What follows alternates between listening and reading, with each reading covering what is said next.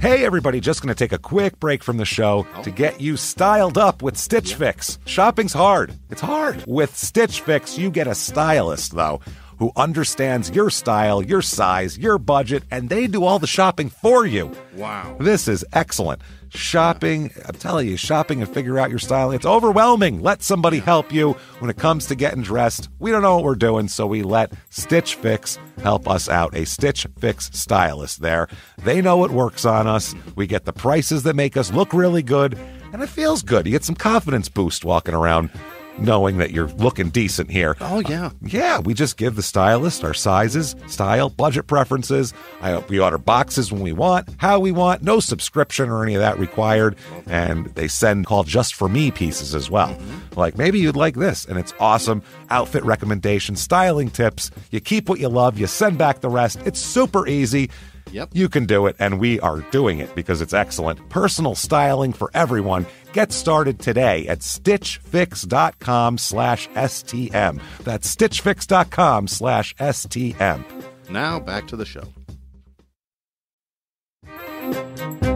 Hey everybody, just going to take a quick break from the show and tell you about Noom. Has Noom helped you? I believe it has. Oh, that's got an app. You can do tracking. It's terrific. It does. Noom builds personal plans that can meet individual needs. That's the thing. Takes into account any dietary restrictions, medical issues, other personal needs. That helps build a plan that works for you. And yes, so I know that you've had your own personalized program here that you've been working on. And it's weight loss This is weight loss results that last. They stick around because you get yourself into a lifestyle change. That's what matters. That's mainly it. You can't just say, I'm going to cut that out for a month and then go back to it. That's not what it is. So I'm glad it's helping you. That's great. And it really does. I like the psychology and biology-based approach here. Yeah. Noom Weight uses psychology. That's why they say losing weight starts with your brain, but it also takes into account your unique biological factors, Jimmy. All of your multitude flora and fauna that goes on inside of you there. Sure. Yeah. Stay focused on what's important to you with Noom's psychology and biology-based approach. Sign up for your trial today at Noom.com, Noom.com here. Based on 3.5-year study of actively engaged Noom users with minimum starting BMI of 25. Individual results may vary. Visit our website for more information.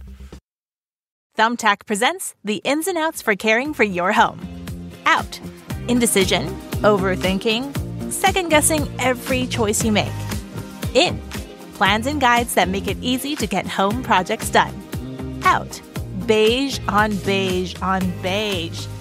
In. Knowing what to do, when to do it, and who to hire. Start caring for your home with confidence. Download Thumbtack today. This week in Oakley, Kansas, the body of a woman who appears to be killed 3 different ways is found, and investigators don't know who to blame, the hitchhiker or the drifter. Welcome to Small Town Murder.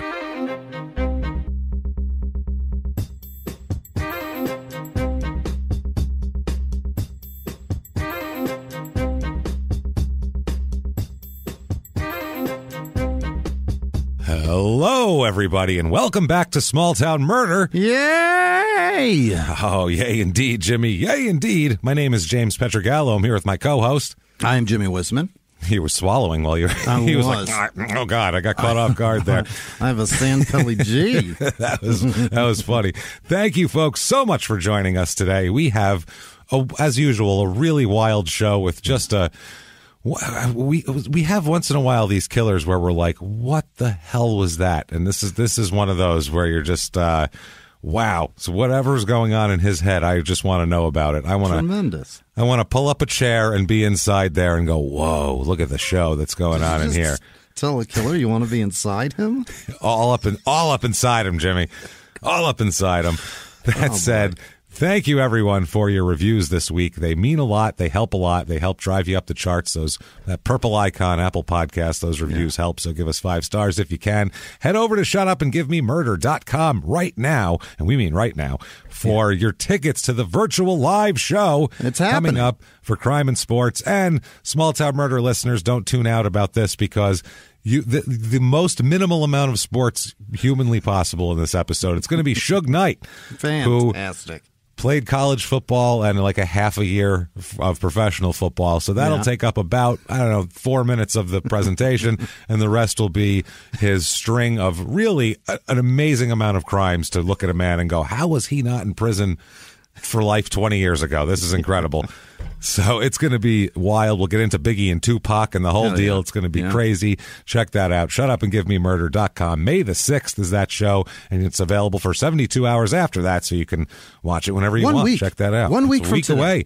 It's a week away, everybody. Get your tickets now, and also get your tickets to all the rescheduled actual theater and club live shows that are coming there.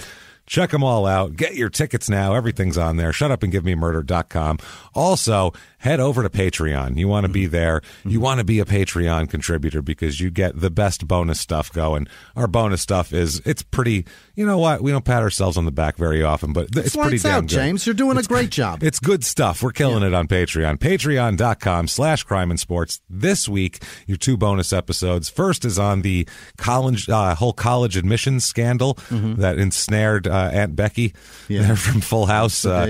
And Felicity Huffman and all these people. And I love when that happens because then we get to see what they look like today. Yeah, exactly. And you're like, with an embarrassing face. And they show the worst picture of them going into court every day. That's it. So you get to check all out. It's really a wild thing. And then also the other one for the Small Town Murder bonus is going to be on cult deprogramming. Yeah. Deprogramming people, unbrainwashing people from cults. And wiping the hard drive. It's kind of the controversy behind that and the way it's done. And we'll just get into the whole thing because I've always found that very, very fascinating with these cults. Like, how do you get someone to stop believing this stuff? So we'll figure it out, and we'll talk about it on there. Patreon.com/crime and sports. And you'll get a shout-out as well because you're a producer, which means we can't thank you enough. So you will get a shout-out. Jimmy will mispronounce your name. It's going to be wonderful. And if you want to just be a good person with good karma and a producer of the show and get your name mispronounced, you can do that over at PayPal using our email address, crimeandsports@gmail.com. That said... Yeah, you did. Yes, absolutely. And it's time for the disclaimer quickly. Yeah. This is a comedy show. We're comedians. That's the way this works. And yes, it is about murder. That's weird, right? You're going to go, wow, comedy show about murder. It is a comedy show about murder because people get killed all the time. Yeah. We're comedians. We're going to have to make jokes about things that happen around the murder. That's it. The thing is, when a murder happens, the decision to do this murder and the decision to, how they're going to try to get away with it and all that. Fucking bananas. It's hilarious a lot of the times. It really is. That's what's great. There's nothing funny about someone being dismembered, obviously. No. That's not, then her arm fell off. Ha ha. That's not a thing. We're not doing that. We go out of our way to not make fun of the victims or the victim's family. Why? Because we're assholes. Yeah. But we're not scumbags. That's how it works. Right there. Yeah. That's how it works. And so if that sounds good to you, we're going to have a great time with a wild story. Sure. If you don't think true crime and comedy ever should be in the same place together, maybe we're not for you. Maybe we are, though. But if not, then don't complain later. But for everybody else who wants to hear a crazy story, it's time to sit back and shout, Shut up and give me murder. Let's do this, Jimmy. All right. Let's go on a trip, shall we? I would like that. All right. Let's get out of our confines here. We're in Kentucky last week. Yeah. And we're going to go to another K-state, coincidentally enough. We're going, there's not a lot of K-states, and we're going to bang them out right in a row here. We're going to Oakley, Kansas. Yeah. Oh, boy. Kansas. Named after Annie? No, actually, oddly enough. You would imagine, because everything here is named after, like, the Buffalo Bill. Yeah. They have their main festival at the Buffalo Bill Cultural Center. Oh, sweet Christ. And I'm like, Buffalo Bill Cultural Center? That's your culture? Like, those don't go together. Yeah, it's like cultural center. Unless Agra is in front of it, it doesn't match. Like he was an artist, a Renaissance artist or something. The Buffalo Bill Cultural Center, where we get together. Take your boots off before you enter the cultural center, please. You have shit all over your shoes. He's never been linked with. He's anti-culture. It's very strange. So this is in western Kansas, way out toward the west side of Kansas there. It's about 4 hours to Denver. Okay. If you're going to drive over west. About 4 hours and 15 minutes to Topeka if you want to go east the other direction, because that's just outside Kansas City. And then about 3 hours and 20 minutes to Hutchinson, Kansas, which was our last Kansas episode 146. My Christ. Yeah, this is 221. Yeah, November of 2019. Oh, we were so full of hope. So full of hope. Yeah. This is in 3 different counties. Okay, the town is 1.93 square miles, and it's in 3 different counties. Jesus. You couldn't figure that out somehow to not have a 2 square mile town in 3 different counties? Honest, there's nothing out there either. Right. It's not like, oh, there's a ton of other towns taking up the space. There's nothing there. It makes no sense whatsoever. You could go 2 blocks over and find a dry county. That's bananas. And go over here. Make any sense. Yes. What if your yard is in different? How does that work for taxes and shit? It's got to be a nightmare there. It's in Logan, Thomas, and Gove counties. It's area code 775. Motto here is, and honestly, it's a very honest motto. Quote, where the hell are we? Seriously, did I make a wrong turn? My Google Maps doesn't even work out here. It's good enough. It's specific as far as a motto goes. History of this town here. It was initially settled in the 1870s and 1880s by, I assume, murderers and people that would stick you in the belly with a knife for a bottle of whiskey. Stagecoach shit. Yeah. Yeah. It was travelers from the Smoky Hill Trail. What is founded this? It's an American. Smoky Mountains are, but I don't ever heard of Smoky Hill Trail. I haven't either, weirdly, and I know a lot about the West too and shit. And I was like, Smoky Hill Trail. It's a trail that went across the Central Great Plains from the mid 1850s to about 1870, and it was mainly in Kansas, basically the Kansas territory. It kind of spanned the whole. It's like the I-40 goes all the way through Tennessee. It's one of those. Like that's the trail went all the way through Kansas. And it was named after the Smoky Hill River, which is parallel there. It was basically the most direct route to the Pikes Peak Gold Rush in the Colorado Gold. So these were desperate. The gold miners were not like the most upstanding people for the most part. You were saying, these are people who are like, I heard there's valuable rocks hundreds of miles that way. Let's fuck it. If you have nothing else going on to the extent where you're like, I'll just jump in my cart and go there. Back in the day, you did not have a lot happen. They hate me around here. I might as well go there. Oh shit, I gotta get out of here. I'm wanted. That's like people who are wanted, shit like that. It was founded by a judge named Judge Fredman and a guy named David Hogue, and it was originally named Carlisle. And then its name was changed to Cleveland. Oh. And then they literally were like, there's another Cleveland, and it's kind of, we're not going to be bigger than that. It's also got a lot of negative connotation. We should change it. Let's just change it. We don't want to be associated with, it's a difficult time. The Indians just don't win enough, I feel like. And, I'm just not a fan of the Browns. Team goes away, it comes back. I don't know, just something about that kind of killed it for me. Right. So, The Browns are like an abusive boyfriend. Yeah, they're coming back. He's back. Yeah. Somehow you're excited about it, even though it's bad for you.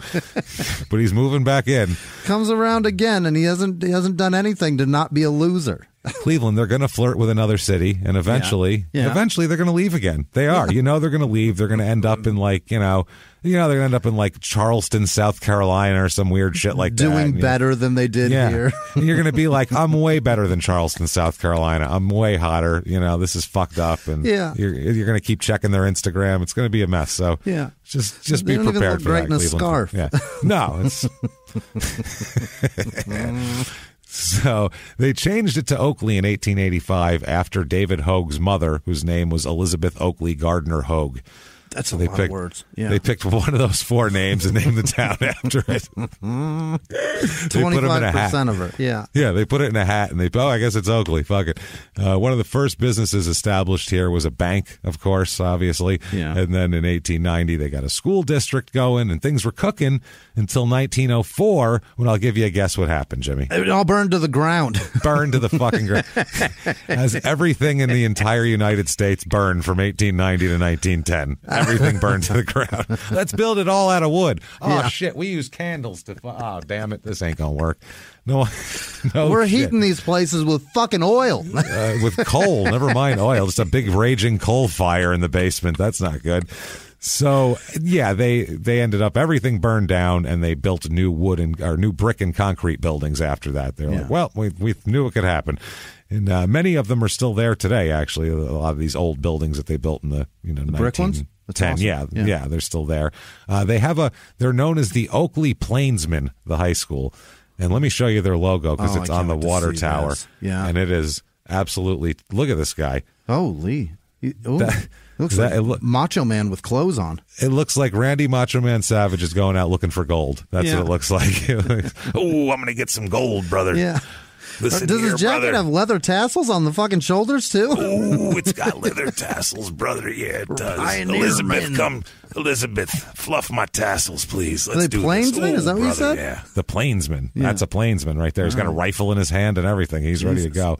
They have all of their, I found on Wikipedia, they list all of their championships here. They got a lot? Not in a while. They haven't done well. 74 wrestling, 70-71 cross-country boys, 76 boys basketball, 2005 and 7 girls cross-country and girls basketball. That's their latest championship. All right. Volleyball in the early 80s. They must have had a really tall girl because they won it 4 years in a row. Good for them. They are just supporting the ladies' athletics. 2000 speech and drama. They were putting that on there. That's fine and all, but you don't put that under athletics. You guys. And then 1998 two-speaker debate. They put that on there as well. They're really... It is fascinating to see the change overall of how they went. They went from like men's sports aggression to then let's support the ladies. Now all the athletes left. Now there's no more athletes. Let's go with the mathletes. We're working on our minds, everybody. How's that chess club coming? Good? All right, then.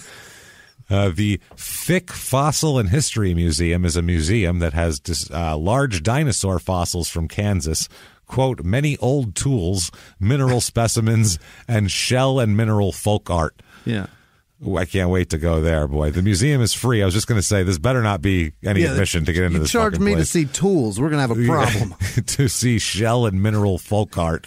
That's a very, very vague term, many old tools. What is it, my grandfather's crescent wrench? What kind of... Everything from that to, like, cave carving tools. Better be that. Something to that. Well, right up till, something from your grandfather's... If it says Craftsman on it, we're going to fight.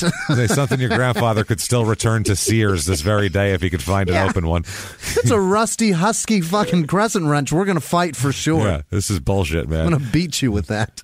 I have reviews of this town. I'm going to give you 2 5-star reviews because they're short, so we'll let them have their say. 5 stars. There are plenty of options when it comes to food and drinks. Well, that's terrific. Yeah, that's nice. The customer service is usually pretty good at the places I go.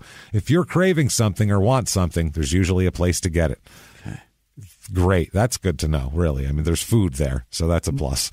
But that doesn't say shit. What kind of cravings? We have food. That's what that says. All so there's that. 5 stars. The local businesses in the area are very helpful and beneficial. I've always been able to find everything I need, and everyone is very friendly and helpful when it comes to asking questions. Okay. That's good. You go in and go, do you have, where do you have the eggs? And they don't go, hey, go fuck yourself. How's that? That's where the eggs are. Up your mother's ass. That's where the fucking eggs are. Okay? How do you like that? Friendly and helpful. Do you have this? No, I'm sorry. That's a friendly and helpful answer, too. It's helpful. It's very friendly. I think that's what he's saying there. He's saying they've got everything you need, nothing you want.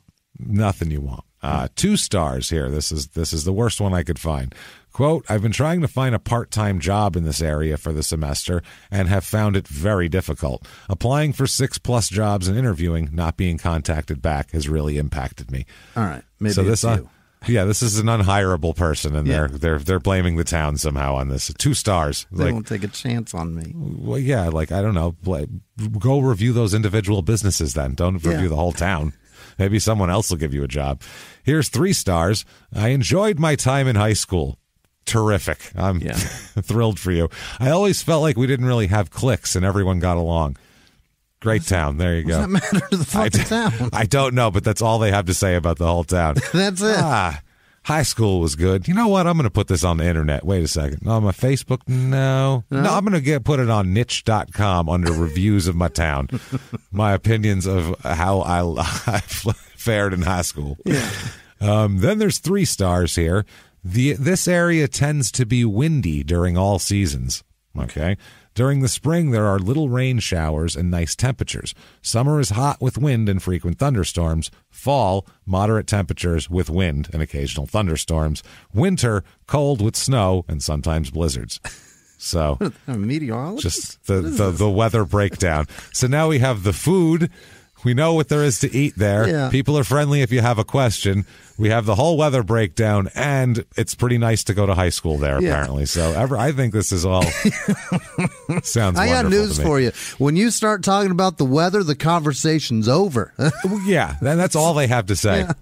This, not even I like it. They didn't even give an opinion. They just said, here's the facts. It's windy. And then gave like this is a moderate precipitous zone of the, like, what the fuck are you talking about?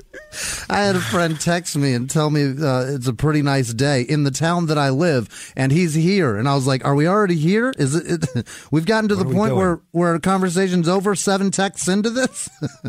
That's I was like, well, I'll talk to you tomorrow. Pretty soon he'll only be contacting you when somebody dies. Yeah. Just see, Jack died? No shit. Yeah, okay, and that's it. You won't hear from him for 2 more years. Hey, do you remember so-and-so? I think so. They're dead. Dead. Car accident. 18-wheeler took his head clean off. It was brutal. Brutal. Good conversation. This here is a review of the Annie Oakley Motel. Okay, This is just the motel. A thing Annie Oakley never stayed in, probably. Never stays there, so I don't know why they named it. It's not named after Annie Oakley, the town. So the Annie Oakley Motel, I believe this is in Oakley. This is in Oakley. I'm not even sure. It's just the Annie Oakley Motel, and I found it hilarious, so I'm going to read it. 1 star. I'm not really picky about motels. I stay at a lot of places that others avoid and don't complain. Wow. This is a comedian. This is a nationwide feature act right here. Saying this. But the Annie Oakley was a new low, even for me. Who is this person? I turned tricks in sleazy motels, and even this place was beneath me. It's so run down, it really needs to be leveled. By the way, the title of this review is "Should Be Condemned." That's so it's going to be perfect. It's going to be good here. James, it is in Oakley, Kansas. It is. Okay, good. I thought so. And it's $55 a night. That's very, very cheap. That is, almost equal to sleeping in your car, pretty much. That's. Yes. I could take my foot and push the bottom of the door several inches away from the door frame, even after the door was closed and locked. That sounds like quality. Tiles were falling off the bathroom wall. Everything from the walls to the furniture looked run down. The bed was so soft it was uncomfortable, and the comforter smelled of body odor. Well, I'm shocked that anyone has rated this place above a 1. If the proprietors can't afford to bring it up to some semblance of reasonable, it should be shut down. So if you're in Oakley, don't stay there, apparently, according to this person. That sounds terrible. So... people in this town, population 1,855, which is down 10% since 1990. So it's dropping. People are leaving. This is for the first time ever, male-female population exactly 50-50. Wow. Which with an odd number of people, I don't know how they're doing that, but either way. 50-50. Median age. Right? I don't know what they're doing there. Yeah, who's doing the math here? Yeah, I don't know.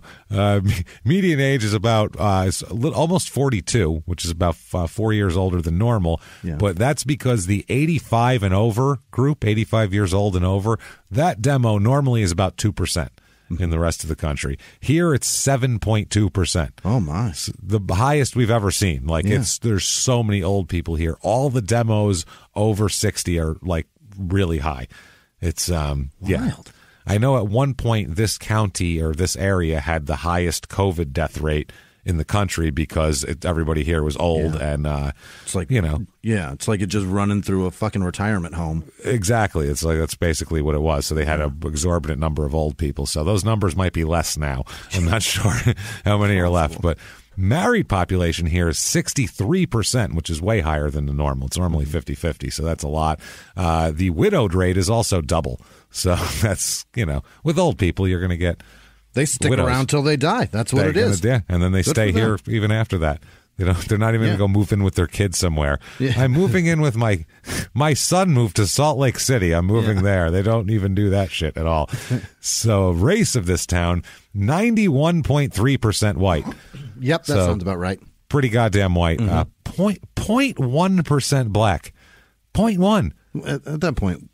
0.1? Why? Is that one family? Who is like it's one three dude. people? Yeah. Hi, I'm Phil, and this is my wife, and this is my daughter, and we're the black people of Oakley. How are you? What the fuck is that? 0.0% Asian. You can't find an Asian person in the whole town, which is wild. At 5.8% Hispanic. So it's pretty white here. Vastly white. Western rural Kansas, you wouldn't expect. Oh, it's a diverse. You know what's really good there? The Mexican food. Yeah. Phenomenal. You just don't expect that. The Thai food there. Real melting pot Kansas. That's what it is. So there's, is there even like a Chinese place there? Can you get. They wouldn't even want it. If I can't get a decent egg roll, I'm going to be really. There's got to be some. If you crave it, it's there. They said so. Apparently, they don't crave Chinese food. That's not happening. Apparently, they don't crave lo mein, Jimmy. Yeah, that's not a thing. Religion here. This is the highest I think we've ever seen. 82.4% of the people here are religious. That got to be by far the most. Wild, yeah, and no Baptist. 0.0% Baptist. They don't. None of that shit out here. 21% Catholic. And then 35% other Christian faith. So I don't know what the hell that even means. Just a hodgepodge of all kinds of shit. No Mormons either, which is odd for that area. Not one. Usually this area, once you get out west like that, they're going to be there. 0.0% Jewish as well. So that's not happening either here. That is interesting.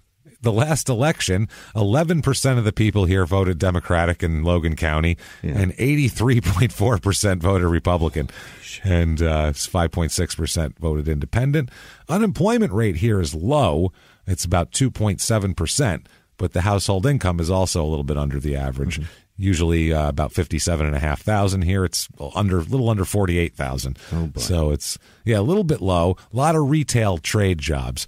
This is a place that's just off a highway. Okay. So this is like capitalizing on tourism. A lot of truck stops. Yeah, okay. A lot of people just passing through, shit like that. That's going on a lot. A lot of Flying J employees. Exactly. Truck stop employees, people cleaning up those showers. You need those people, I'm sure, to go through there.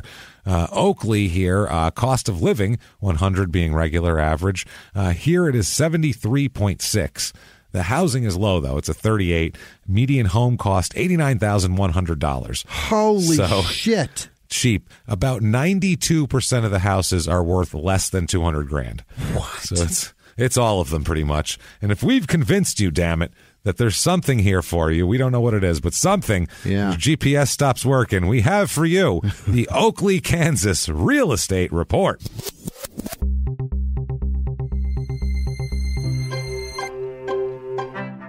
Your average 2-bedroom rental here goes for $672. Yeah, but which is why? Like half the national average. Yeah. I found a 3-bedroom, 2-bath, 1,480 square foot. Plenty of room. Plenty of room. You have a couple kids in there or whatever. Yeah. It's a brick house. Okay. So when it's windy, like that person said, it's not going to fall down. I watched Oz. Decent, $136,000 for this. Wow. So I mean, not bad. That's a value for that house. Then I found 160 acres of land, Jimmy. Oh boy. Of Dust Bowl. Let's be more specific. Let me show you a picture of it. Yep. Oh, Look yeah. At that. Yeah. Holy That's shit. That's where Dorothy's house used to be. Yeah, it's just, there's not a hill. No. There's not it's just a long plain of nothing. You got a trail that just runs right the fuck through it. That's it. 160 acres of Dust Bowl, $250,000. That seems like more work than anything. Like, how do I keep this from being you'd just be worse? Constantly trying to keep that flat. I don't know. Yeah, I don't know. Things are piling up. I don't know what would happen to it, but something. You just have to patrol that all day to make sure nobody dumps on your property. That's a shitload of land. Or just starts living there. You'd be like, I don't know, over that, on that side of the prop. People built a house, for Christ's sake. I haven't been there in a couple of weeks. Right. I found a 6-bedroom, 2.5 bath, which is not enough bathrooms for that many bedrooms. No. 2,738 square foot, so good size house here. It's blue. It's very blue, but it's like freshly painted, white trim, so it looks good for what it is. The yard looks nice. $250,000 for that. What a deal, though. The most expensive house you're going to find in this area. So fucking shocking. Yeah, it's very cheap. Things to do here. Oh, boy. Yeah. This is where it's at. The Oakley Corn Festival, everybody. Of course there is. Oh, come on down. It's all corn. Where does this take place, Jimmy? Mm-hmm. The Buffalo Bill Cultural Center. Our culture is corn. The Buffalo Bill No Culture Center. There it is. It kicks off on a Friday with 11 to 1 p.m. the Oakley Hometown Corn Cook-Off. Oh, God. So get there for that. There's so many different ways you can make corn. I mean, it's corn. Yeah, you could mash it up. What's the best way to make corn? Is it in a chowder? On the cob is pretty fucking good. That's not bad. On the cob, butter, salt, pepper. Mm-hmm. Pop that shit. That's the best way. You could pop it. You could mash it, make some tortillas out of it, which is also good. You could put stuff I didn't even think about that. You can grill it. You can roast it. Maybe I'm Buffalo Bill No Culture Center.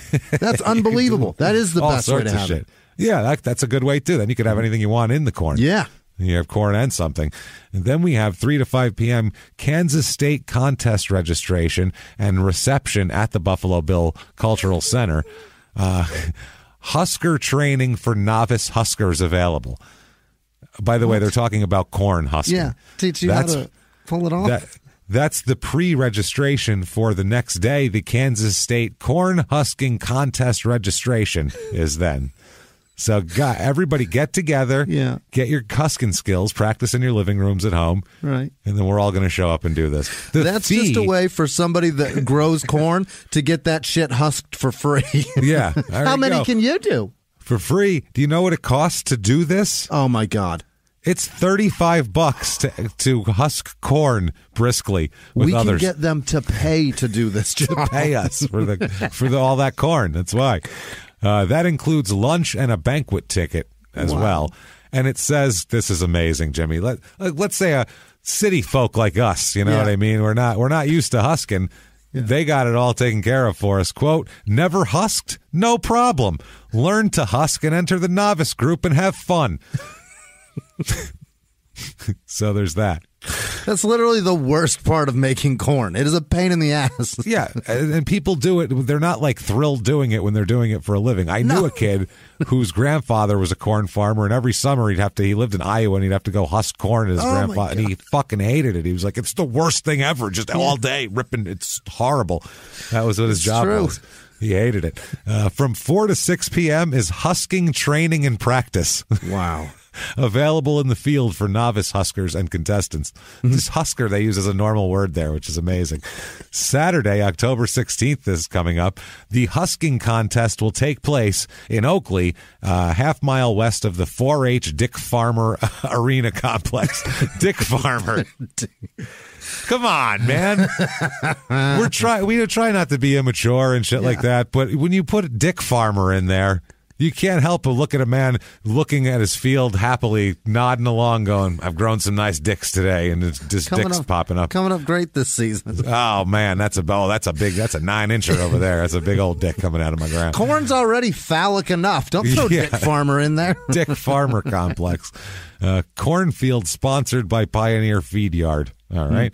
Then we have 8 p.m. on the 16th. There's a lot of 8 a.m. There's a lot of pageantry with this.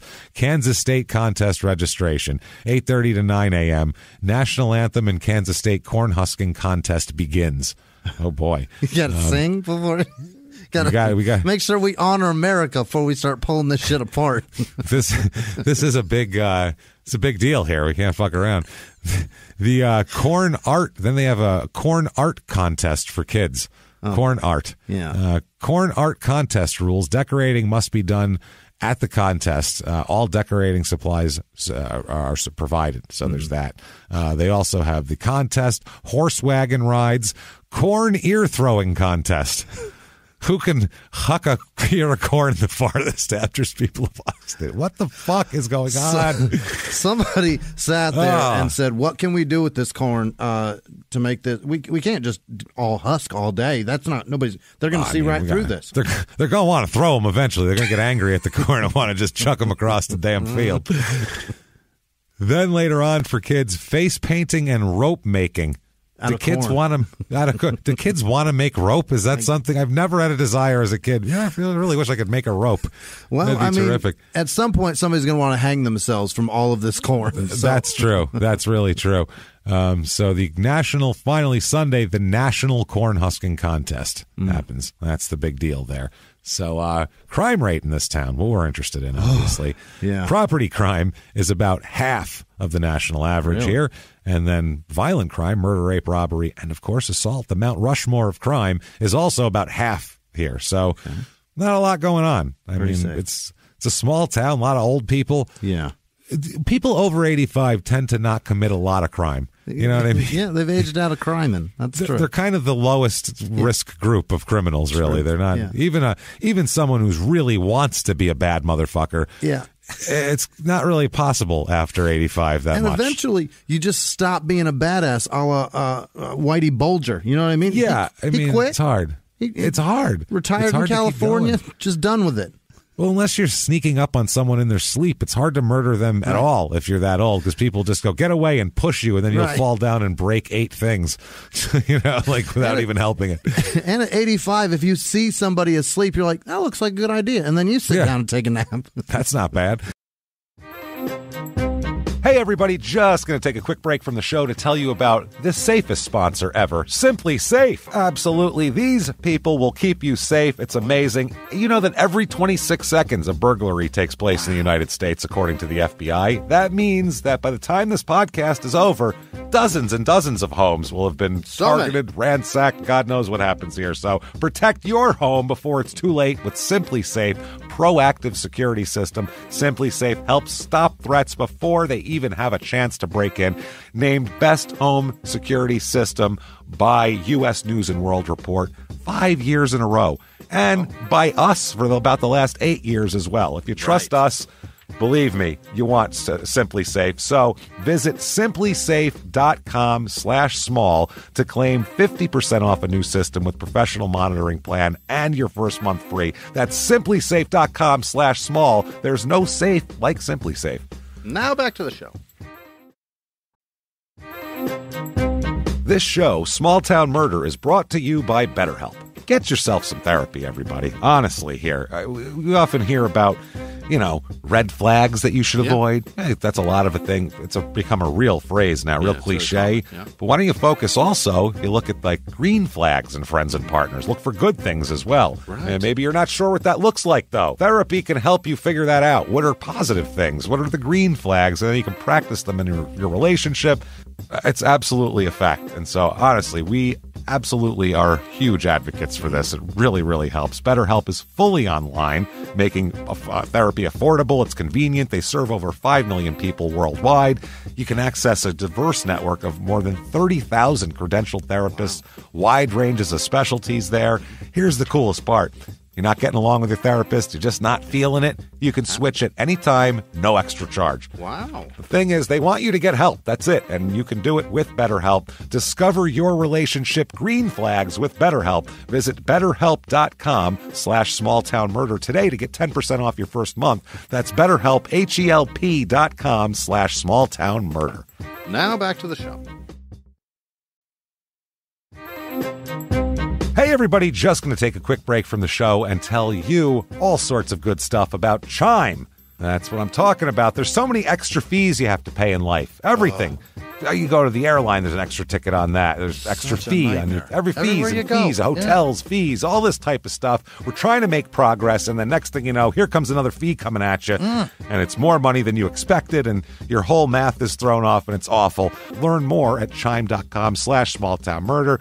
Chime is great with that stuff. I mean, you can't beat if your things are a little tight, especially around the holidays or after the holidays. Yeah. You need that money a couple days early, or you go grocery shopping. You got a car payment due. There's so many things that don't cross over exactly how you want them to cross over. Make progress toward a better financial future with Chime. Open your account in 2 minutes at chime.com/smalltownmurder. That's chime.com/smalltownmurder. feels like progress. Banking services and debit cards provided by Bancorp Bank N.A. or Stride Bank N.A., members FDIC. SpotMe eligibility requirements and overdraft limits apply. Boosts are available to eligible Chime members enrolled in SpotMe and are subject to monthly limits. Timing depends on submission of payment file. Fees apply at out-of-network ATMs. And now back to the show. Speaking of that actually leads into, if there is enough time at the end of this, we have a little bonus story. Great. That is one of these stories that you just love to hear. It's about a very old man who is just a bad son of a bitch, and he's awesome. Not a criminal, just a badass, and really awesome, and there's murder involved in it, and it's crazy. So hopefully we'll be able to get to that. If not, we'll have to do it on a bonus episode or something. But let's get into this so we hopefully have time. Okay. Let's go back in time right now. All right. To Let's get out. late 80s, Jimmy. December of 88. Oh, boy. Oh, my. Yeah. Think about that. That's a time. Want to. Giant hair, and I mean, poison is dominating things. Sure That tells you a lot right there. So December 7th, 1988 to be exact here. You know what? Oakleys were a big deal right now. They were really becoming the shit. Yeah. In a few years, those they would blades, really be. Forget it. Boy, bright yellow, bright pink, bright orange, all in one pair of sunglasses? Hell were people thinking, by the way, with those hand things? them over. Why? Here we go. I'm protected all the way around. Yeah. And I'm ready to weld, as a matter of fact, also. So that's a plus. Most over-the-counter sunglasses don't protect you from, the oxyacetylene torch from flying debris from downward. You know how it is. What kind of dangerous life you live in, sir? Man, right? Just hanging out. People just sitting on their porch with those things. You're like, really? Wow. Listen, this is a great place to have them. There's flying corn everywhere. Well, I mean, Jesus, there's people chucking them all over the place. There's husks. Husks are always in the air. You never get away from those. So December 7th, 1988, to be exact, we'll go back to. And we're going to go to a little place on it's on the northern edge of Oakley. Yeah. It's kind of out by itself, like everything else in this town. It is the Country Club Motel. Great. Which those two things don't go together. No, they don't. Country club is one thing, and a motel, motel, not a hotel, a motel is a completely different experience. Country clubs oftentimes are very nice, and motels are oftentimes never, ever, ever nice. They're never good. That's the thing. They're never really good. It's a very oxymoronic title. Yeah. It makes no fucking sense. It's like the side of the road Shack grocery store. What? No, those are different. No, you buy shrimp in a van on the side of the road in the desert in Arizona, and then you get good shrimp at the grocery store. Yes. That's how that works. So at this morning of December 7th, 1988, at 8:30 a.m., at the motel, a person walks in who's a friend of the night manager. Okay. And she's usually, finishing up her stuff around this time, so they're going to talk to her. And the woman's name is, this is the woman who's the night manager, is Alice Pepperell, Pepperl. Yeah. Which there's a vowel missing somewhere. Yeah. Pepperell. She is the night manager, and her friend shows up to find her, and the friend does find Alice, only in a very, very not a good way. Oh, no. Walks in and finds her lying at the foot of her bed, with both completely naked, by the way. Yeah. And she's a 59-year-old woman, so she's not. I don't know how much she's. I mean, she might be strutting her stuff, but just walking around naked. Yeah. But for the most part, she'd probably be clothed of some kind. She's more of a modest lady, as we find out too. She's not really flaunting anything like in her own, in her own space. She's not like, I'm just going to walk around with my tits out. Yeah. I mean, it's fine to do, but I don't feel like she's doing it. She is naked, and she's at the foot of her bed with both a coat hanger and an electrical cord, a wire coat hanger, Yeah. And an electrical cord that had been ripped off an alarm clock on the nightstand, both wrapped around her neck. That's over. Yes. Oh, no, we're not done yet. And in addition to that, she seems to have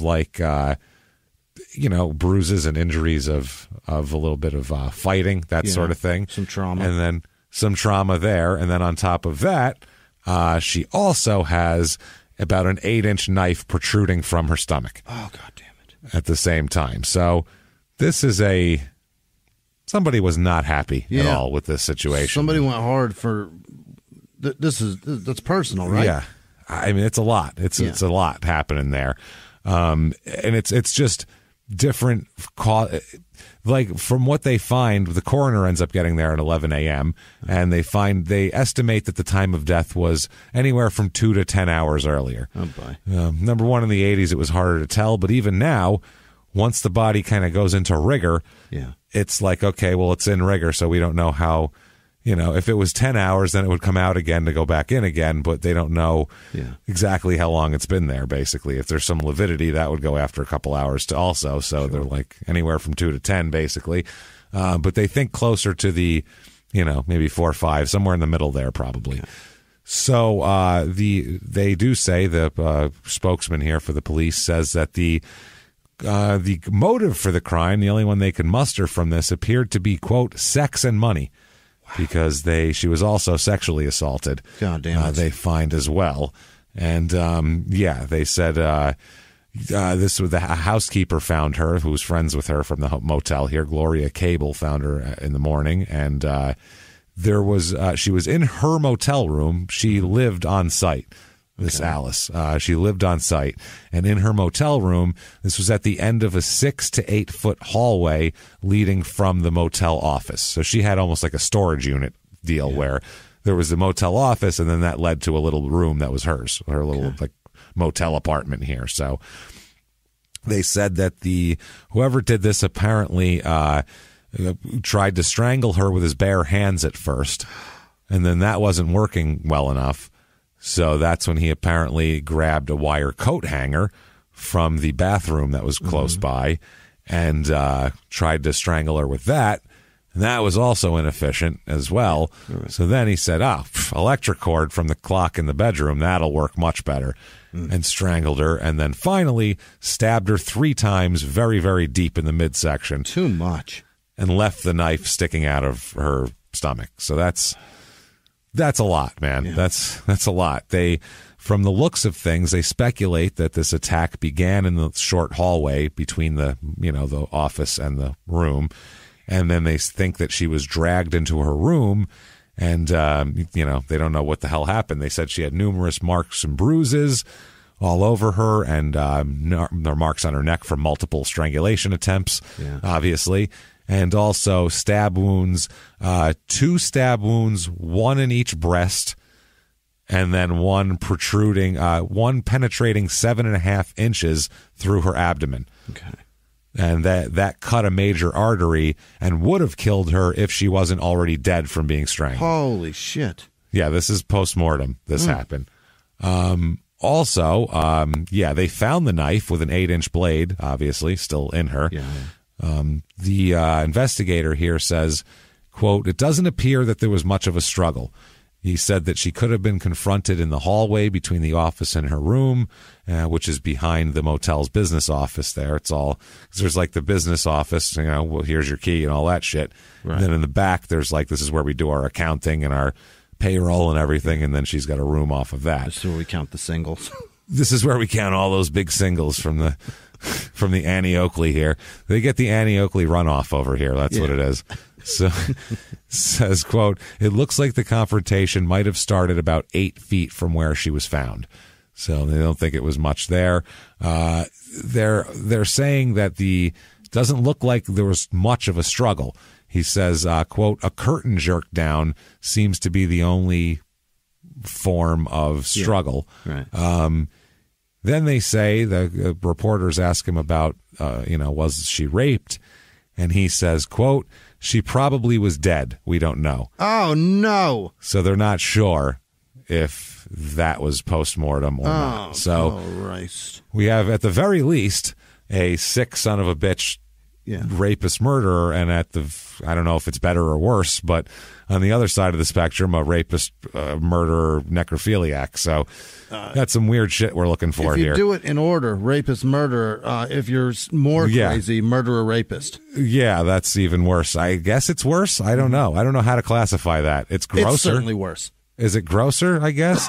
I mean, but if you're already, like, if I die, I don't care what you do to me. You can come over and fuck my ear holes. I don't care. Like, knock yourself out. I kind of care. I really don't care. I'm dead. You can do it. Throw me into the woods. I've said that a bunch of times. Just roll me into the woods. I have no interest in any of this pageantry after I'm dead. I don't care. I am not here to do this, so I don't give a shit. I can't tell, though, if it's worse, because I don't know. It's considered grosser in society just because it's like that's what you're into, dead people. It's one thing. We obviously are like grossed out by rapists who are into this power trip or whatever, but is it grosser to be turned on by a corpse? Like it's more aberrant probably, but I don't know if it's grosser. Perhaps you don't care if afterwards, but the living still cares. I think that's what it is. Yeah, maybe. Yeah, nobody wants to hear. Because this woman, she's 59 years old. She's got grandkids. No one wants to hear that somebody had sex with your dead grandmother. That's what it is. Disgusting. Yeah. Like my great grandmother was murdered, and all this sort of things, broke in, cut her throat, and all that. But nobody had sex with her afterwards. Right. I might feel differently about it. I might be like, Jesus, right? That was. It was a woman that killed her, so that's probably the reason why. Depending on her proclivities, yeah. Yeah. You don't hear a lot of like woman-on-woman post-death sexual assault, though. That's not a normal. Doesn't happen much. There's not a lot of woman-on-woman sexual assault in the first place. I'm sure there's some. Of course, there is, like in jails and stuff. It's not near as prevalent as. It's out there. But I think, Well, plus I don't know what for a woman. I don't know how to say this, but there has to be some participation on the other person's part for a woman to whatever, like, sure. Whereas a guy's just like, some gross asshole's like, there's a hole. You know what I mean? Like, this is different. So I don't know. Anyway, we'll get off of that. I mean, you could manually. There's plenty of ways for. You could do things, but it's not. It just doesn't seem. Yeah, well, I don't know if women have the same. Drive they're to just put not things as gross. Inside things. They're just not as gross as us. That's what it is. They're just not as gross as us. That's it. Yeah, I would say the majority of necrophiliacs are definitely men. Yeah. I think I can safely say that without any scientific proof of that, just off the top of my head. With zero research, I am confident in saying. Yeah, I can confidently say that with nothing to back it up. I'll bet my house on it. I would bet my house on it. I really would. So, they believe, investigators, that this killer also took between $75 and $100 from the cash register, which was the register was locked when they got there. Yeah, they had to wait for the owners, and then the owners unlocked it, and they found that the cash was missing. Locked up after? That's the weird part. Yeah, that's why they were like, that's strange. Yeah. The motel is owned by a guy named Jeff Harsh, who's an interesting guy, man. We'll talk about him. He's very interesting. He puts his money where his mouth is when he wants to help people. I'll give him that. He tries to really help people. He says that they usually have about $75 and $100 on hand there to make change, just in the register, and that was gone. So they feel like maybe that was the deal. The register had 47 cents in it. Okay. That's what they found when they got there. Yeah, and a coin as well, as we'll talk about. There's a coin they keep a quarter with a hole punched out in the middle for good luck. He keeps in the register. That's gone? That's gone as well. The good luck quarter is gone, which is strange. It's like he ripped the framed dollar bill off the wall. Yeah. It's a weird thing to do. The guy saw the corner, like, well, all that needs is a string, and I've got free payphone use for life. You know what? I'm in. I've seen that movie. I ain't paying for nothing ever again. I'm calling my grandma long distance forever. Forever. So the cops here, they don't think, the investigators don't think that it's more than one person involved in this, mainly because two people don't usually fuck a corpse. That's the other thing too, and steal all that for $75. They're going to split between two people. It just doesn't seem. And if there's two people, one person will tell you that coin's useless. Leave it. Yeah, that's true. It's not valuable at all. And you might not need to strangle an older woman 3 different ways as well, which is there. They said that didn't appear to be any property damage, and it didn't appear to be anything stolen, items-wise. Her purse is there, jewelry. Yeah. The only thing that's missing is what usually is in the cash drawer, which is between $75 and $100. The investigator here said, quote, "The cash drawer was locked and contained nothing but small change, but whether it was locked before or after the murder, we don't know. We'll have to wait until we get a hold of the owner to see how they operate their cash drawer." Yeah. They also said about witnesses, quote, "There were other occupants in the motel, but apparently none of them heard anything. We don't have any witnesses." So they got nothing here. Basically, flying blind. They got a poor older woman. What the fuck do you do here? They do say here, the county attorney, Harry Phelps, said that this death is the first murder within the city limits of Oakley since he took office 30 years ago. Wow. So this is a new thing, basically. Not one in 30 years. 30 years, nothing in this. And he was proud of that shit. Look what I did. He's got to change the little numbers on the wall there. It's a lot of days without a murder. And he's like, shit, one. Damn it. Come on, people. Yeah. This shit looks bad when I do interviews in here. I had it look real good for a while. It was 100,000s of days. Days since murder looked great. Now one is not good. Looks like we have murders every damn day over here now. This is bullshit. It's just bad. He said that there's no suspects at this point, but they do have no one's been arrested, but there's a physical description of a possible person of interest that they do have. They're interested in. They're interested in talking to a man, a white man weighing about 195 pounds, about 6'1". Yeah. He's described as being a diabetic hitchhiker with a stutter. Oh, that narrows it right the fuck down, babe. That's really specific. He's a diabetic hitchhiker. Have we ever had that trifecta? That might be a new one. There's diabetic maybe 2 of those in the world. You're right. The 3 of them. There's probably a bunch of stuttering hitchhikers, maybe a few hitchhiking diabetics, but the three together. That seems really like a lot. Got him. Very specific. So we should have this crime wrapped up in 10 minutes. Right? I'll ever see us. Oh, the boy. Yeah, he's hitchhiking. Yeah, I've seen him. Yeah. Well, there's 3 hitchhikers in town. Any of them you see injecting insulin into themselves while stuttering, fuck, that hurts. If you hear that, that's our guy. You ever seen one walk up to a pharmacy and ask for... We're not making fun of anybody stuttering, by the way, because not Jesus a stutter, Christ. Not even a diabetic. It's just we talk enough to stutter ourselves. Out of those 3 things, it's just weird. Yeah. It's just a weird combination of things. Not that it's weird to be a diabetic or weird to be a stutterer. It's a little weird to be a hitchhiker, but the 3 of them together, you're just like, what? Really? Somebody hitchhikes to a pharmacy and asks for insulin, then fucking arrest him.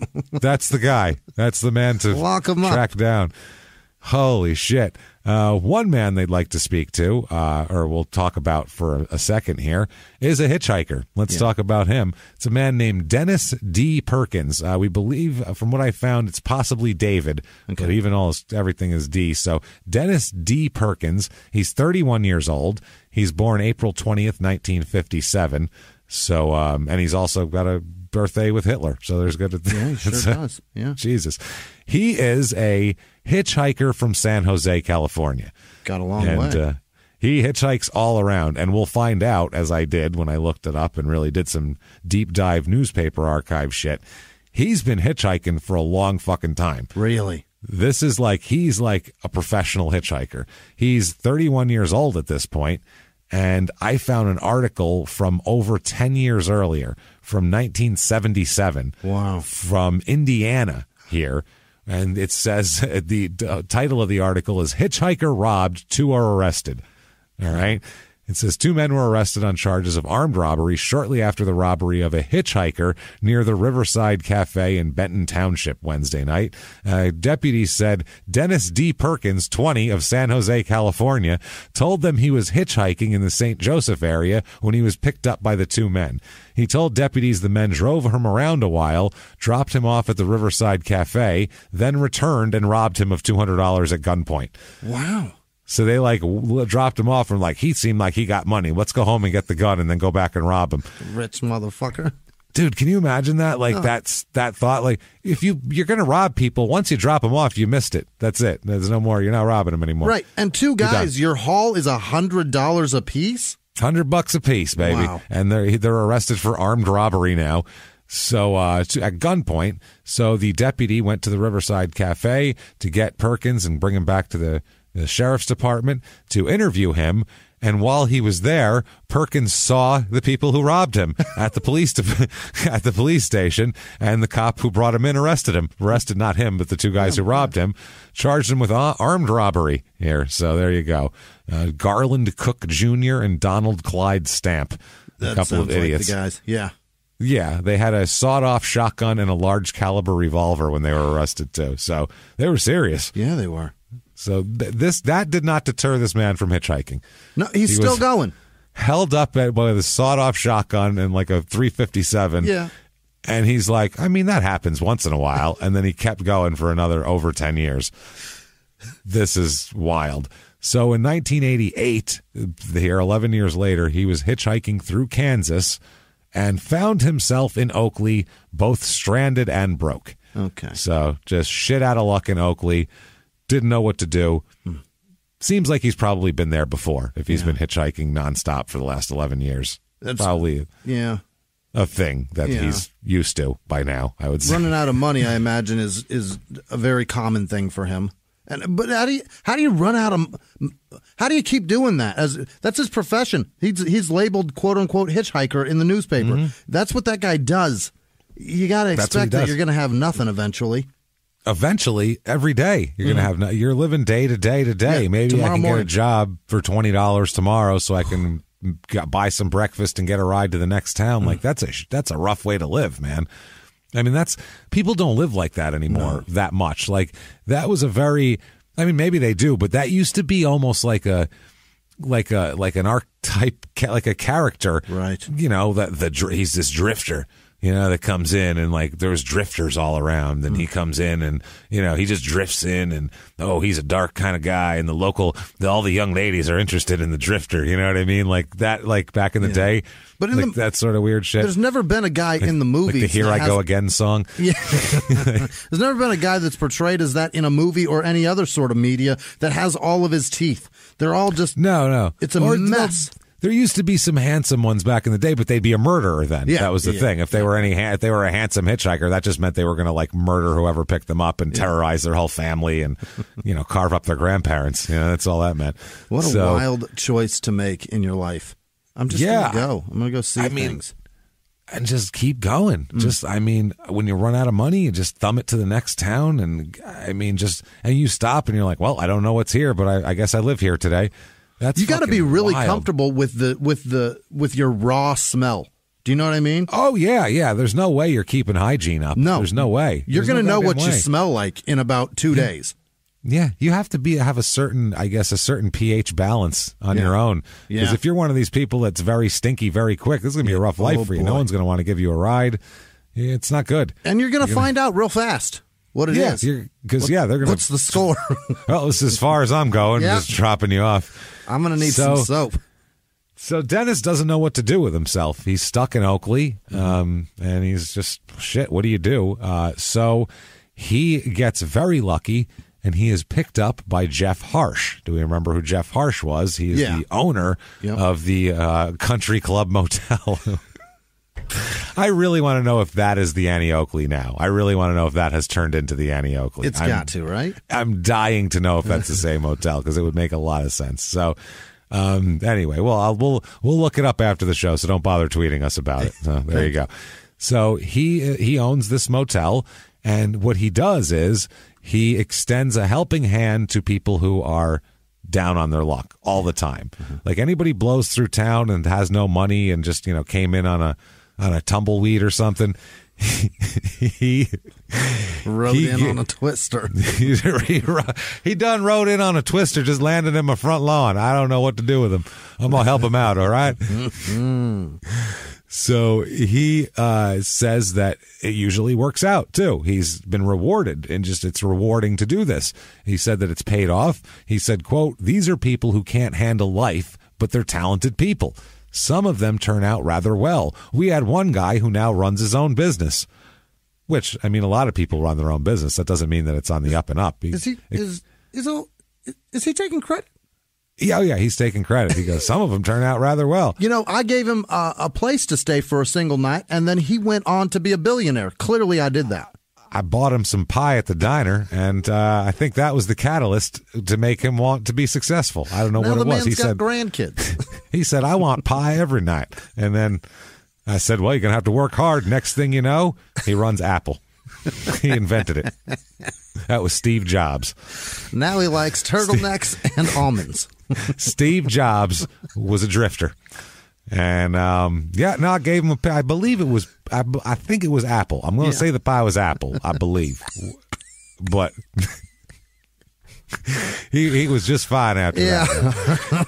So, I mean, another guy came through. I gave him a book on Tesla, on Nikola, and he sat down and he said, pal, I'm going to pay you back for this one day. Started PayPal, started Tesla.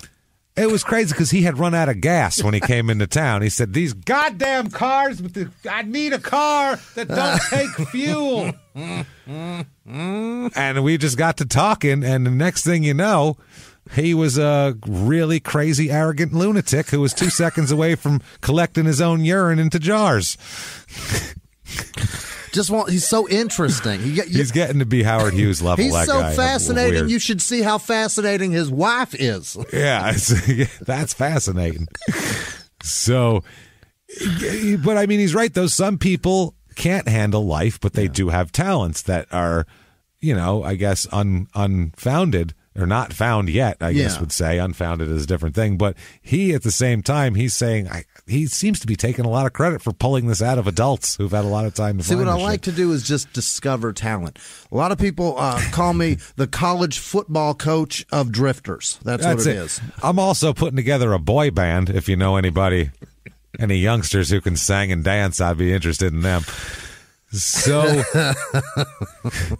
One guy owns his own business. Like I said, no idea what that business is. Could be literally anything. He could be trafficking children to Malaysia. We have no idea. He's got an Etsy page. Yeah, but you know what? Successful. It's better than drifting. Killing it. So one guy he helped was David Perkins. Dennis D. Perkins. Dennis David Perkins. So Dennis Perkins was one of the guys that he picked up. He found him. The way Harsh put it, he said he, quote, collected Perkins like a baseball card. Right. He collected him off the side of the road. Like a Pokemon. Got to catch them all. Yeah. That or just like I collect garbage. I collect like things that people throw out in front of their house. He collected Perkins, who was a hitchhiker. He arrived in the first week of December, like December 1st or November, the last day of November sort of thing. And he received a call from a local business owner along Interstate 70 that runs by this town. And the guy said, there's some guy out here hitchhiking. There's some drifter. I know that's your thing. Right. Maybe you want to come over here and grab him. Yeah. And so this guy, Harsh, jumped in his car and went up and promptly picked up the hitchhiker here, Perkins. So I don't know what the hell kind of death wish this guy has. Anyway, Harsh said that he had accounts at 2 different restaurants in Oakley for people who need food and don't have enough money to pay for it. So there's nice. People that if you just go in and say, put me on Harsh's account, they know to just give you free food, and the guy will pay for it, which is pretty cool. That's really a nice thing to do. He started also a program where people are paid $15 a day and given a place to stay at the motel for working there for the day. Like they do maintenance or painting or some shit, $15 and a room. So, I mean, that's if you have no other choice. If your choice is that or sleeping in a field, I guess it's not too bad. You can get a meal, you can get some, make money and get a free place to stay. Both. Yeah, I mean it's not a lot of money, $15 a day, obviously, but you factor the room into that, and for stack a place a few to stay days on that. I mean, at $55 a night, you're getting $70 a day.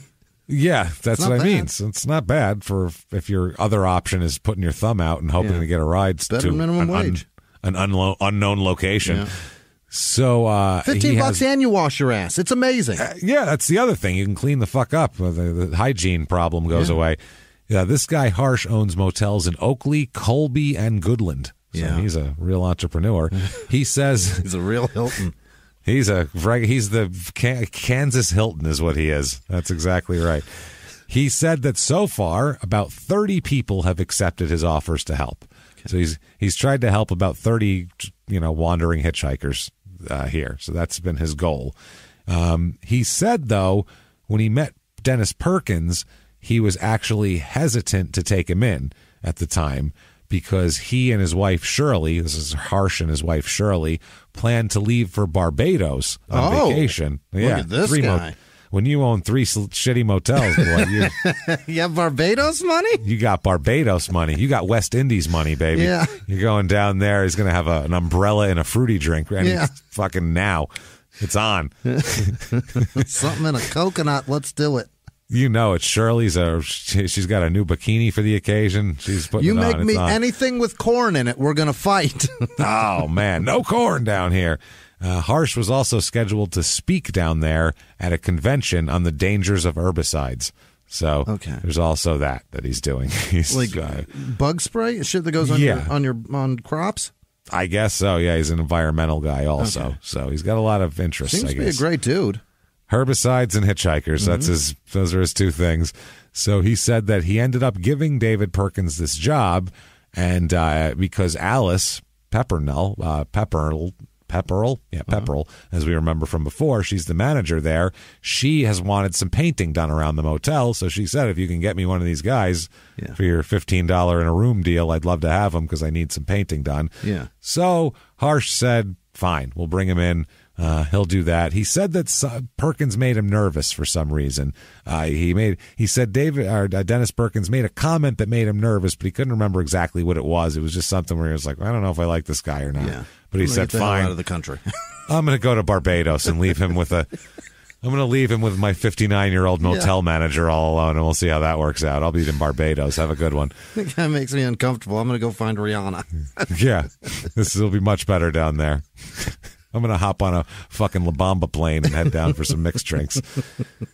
So Alice, like we said, is Alice L. Pepperell. She's 59 years old. She was raised on a farm. So, I mean, she's lived around here her whole life. Yeah. She's raised on a farm 3 miles north of Russell Springs. She attended school in Winona, and she has a brother and a sister, or 2 brothers as well. Mm-hmm. So, 3 kids total. I'm sorry, a brother and 3 sisters she had. Okay. So big family. She grows up with, big family, 5 kids on a farm. Sounds pretty Kansas. She's basically Dorothy. Yeah. And she's born in 19... No, she's born in 1929 also. Oh. So when Wizard of Oz came out, she was like 10 years old. So if you were like a little girl in the middle of nowhere in Western, her house probably looked just like Dorothy's. You know what I mean? Like that's what shit looked like there. Like that must have been amazing. Yeah. Like, holy shit. Look. Oh, man, if only I could just be unconscious for a while. Yeah. Get out of this goddamn place. I want out of here, too. Oh, man, I'd hang out with a fucking lion and a goddamn talking scarecrow if it'll get me out of this fucking place. Even those creepy little people with the weird voices. I'm in. Fine. Let's do it. I'll fight a witch, goddammit. That's how determined I am to get out of here. So she grows up. She ends up being married. But in her 50s, she gets divorced. Okay. There's a divorce here, which happens. She has 2 grown sons and 2 grown daughters. Yeah. So her and her husband didn't like him a long time ago. That's what happens. A lot of people, and they used to do it a lot more, but they have 4 kids. Will wait until they're all gone and out of the house and to college, and then that's it. Yeah. You know what I mean? We're doing this for the kids. That's what who knows here what happened, or somebody had a midlife crisis. I don't know what's going on, but they end up getting divorced, and she has to start over in her 50s. Here. So that's never easy, too, to start over at that point. You don't expect that you have to do that. Right. So she worked at this motel for about 2 years since the divorce, and been trying to get back on her feet. She worked as a maid before she moved into the management job. Really? So, she started out as a maid.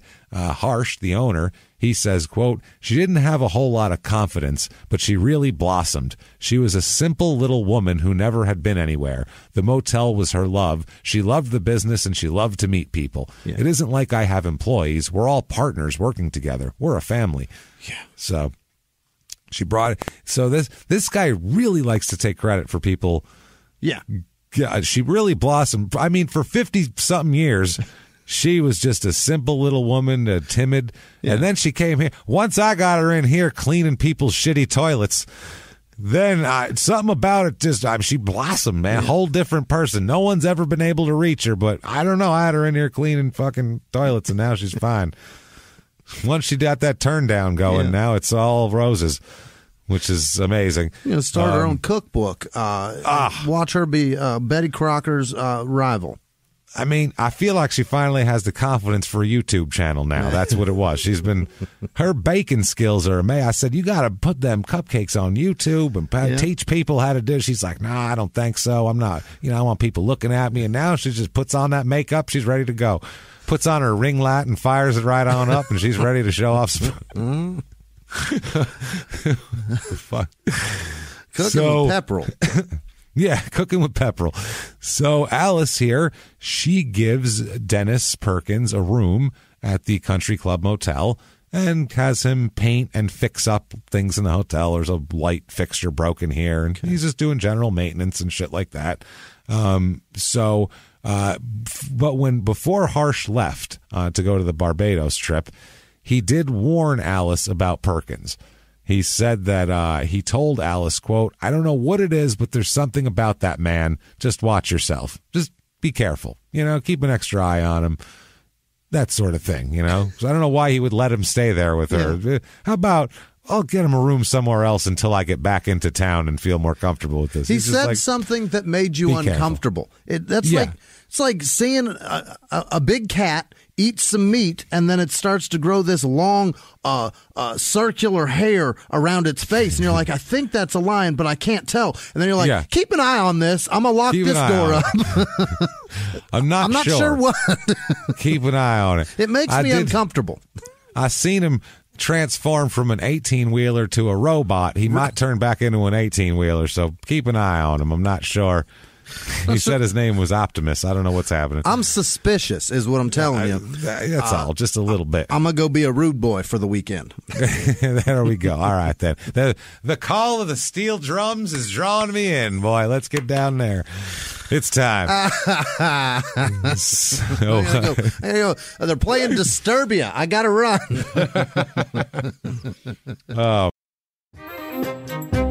Hey, everybody, just going to take a quick break from the show to tell you about a healthy, delicious item, Hero Bread. And we're both trying to get healthier this new year. Jimmy had a eye-opening doctor's appointment and things like that. So we're trying to get healthier, and I'm telling you right now, this Hero Bread is a good step in this direction. It's delicious, and it is really good for you, and it's really excellent. They have the sliced bread is good, the bagels, the tortillas. I know you've been they're terrific. Ranting about the tortillas. They're so good. With Hero Bread, you can focus on your health goals and still indulge in the soft, fluffy experience you love, but guilt-free. I really love the little Hawaiian rolls, too. Yeah. They're so good. They're so good. The Hawaiian rolls, they're legit. They're fluffy. They're exactly how you want them to be. You'd never know it's low-carb and high-fiber bread from the texture.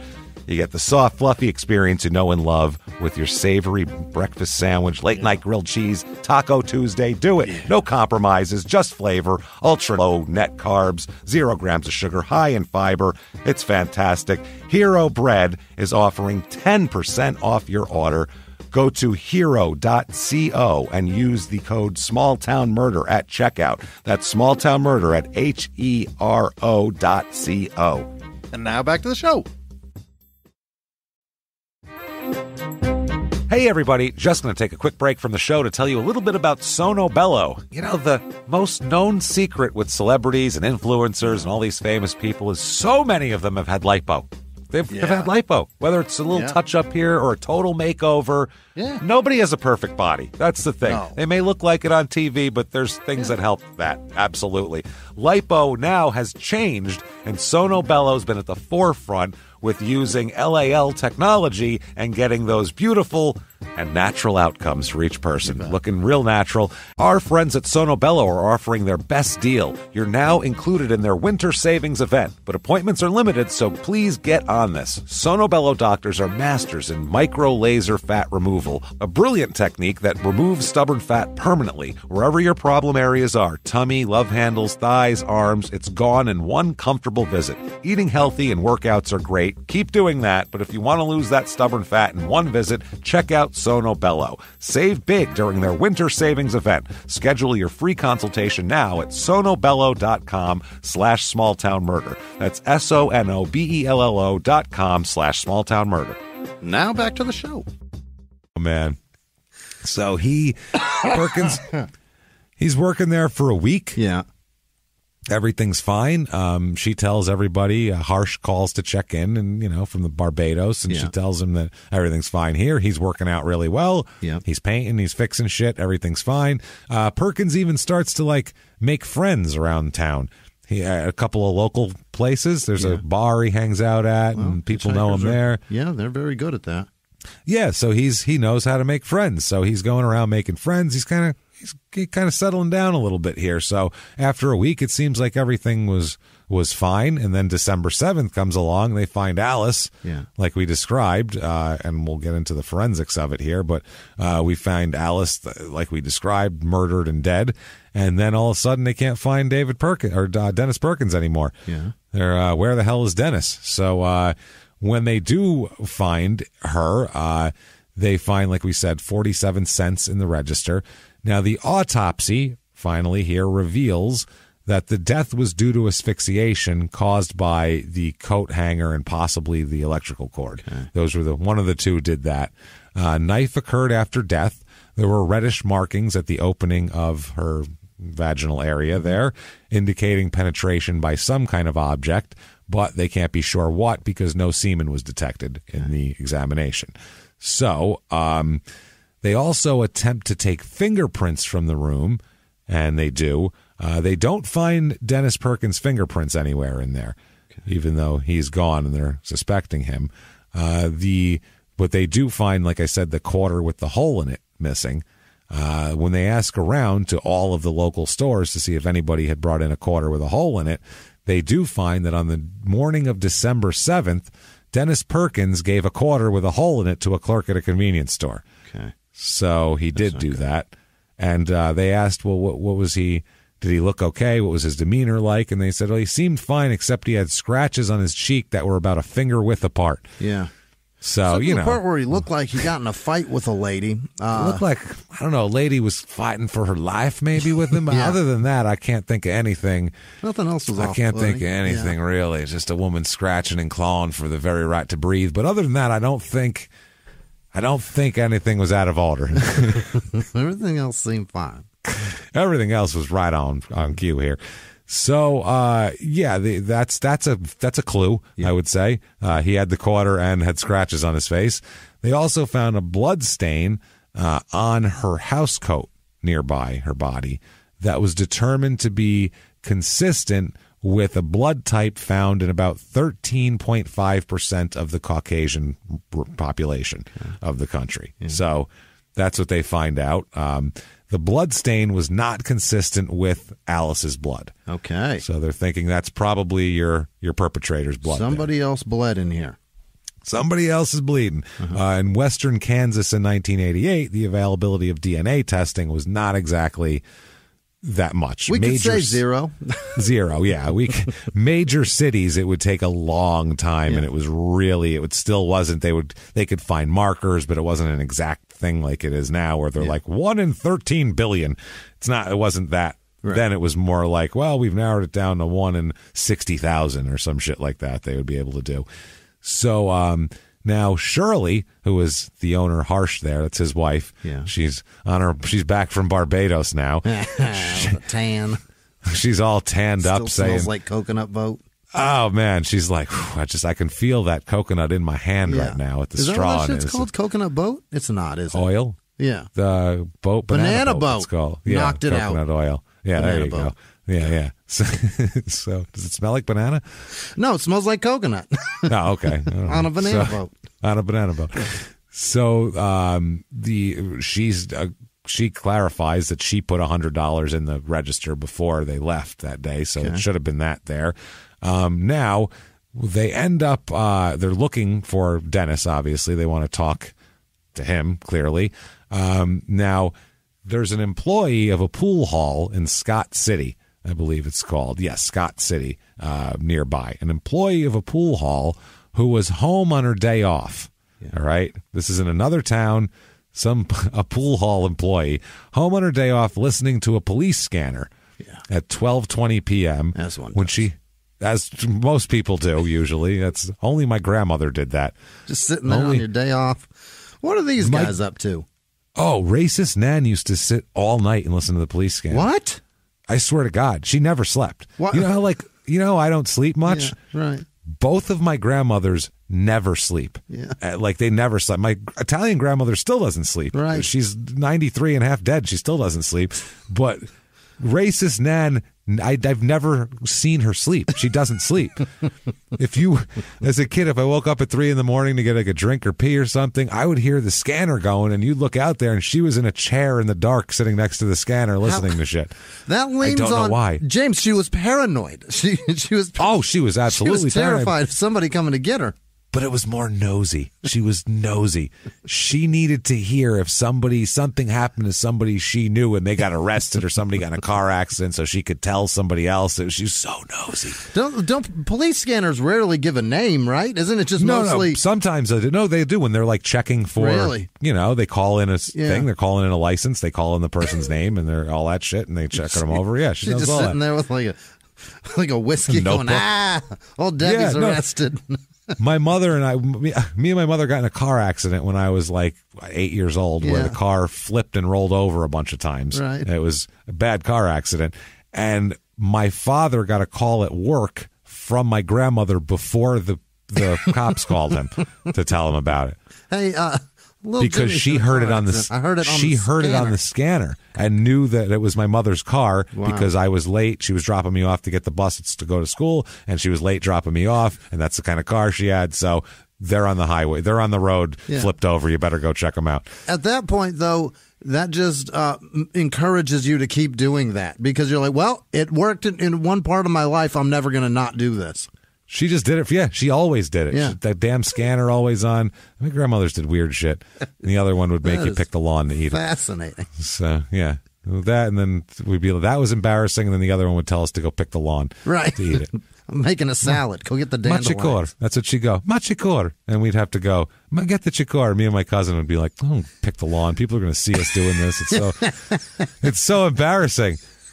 Because we're like, you don't know. You watch flowers in your fucking dinner. You'd be like, yeah, we don't want to eat the lawn. This is fucking stupid. People are going to think we're fucking goats.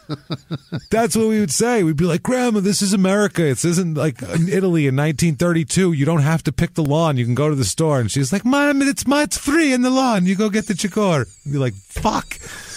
God damn it. She'd force us to go out there and do it, and we'd be like, you son of a bitch. So we'd pick it all. We were so embarrassed. When you were a kid, you'd see like sitcoms and shit. No one was ever eating the lawn. No one. That wasn't a normal American child activity. I've never heard of it until you told me you did it. That's what I mean. It's so weird. But for Italians, it's very common. To it's eat like a the normal yard? thing. To eat the fucking lawn.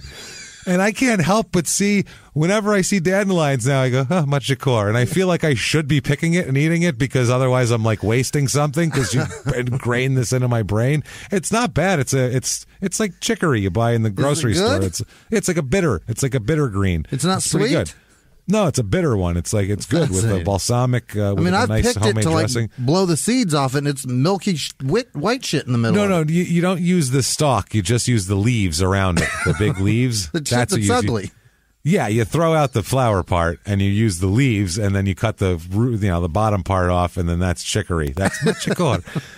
And we used to eat that every night. And she'd say, but after a while, if we pick it all, we'd have to be going like down the street. We'd be like, there's like the grass between the curb and the sidewalk. We'd be like looking through it, looking for fucking dandelions. We're like, people are going to see us. This is so not cool. Go out there and get the ones in the cracks. We were so mad. That were watered by cars driving by, splashing water into the cracks. Side of the sidewalk was just dog piss. That's all. Dogs pissed. It was fun. And we were like, I guess this is what we're picking and eating for dinner. And that was Pomeranian pissed on her fucking salad, Grandma. Yeah. Ma, that's what you eat. Ma, get the hell. I wash it. I wash it. What do you care? I wash. That's disgusting. Okay, I guess we're eating the grass now. We were like, no other kids by have... Michelin's and somebody's fucking Pomeranian. I remember saying, no other kids have to eat the lawn, Grandma. Okay? I don't know anybody else who has to eat the lawn. This is fucked up.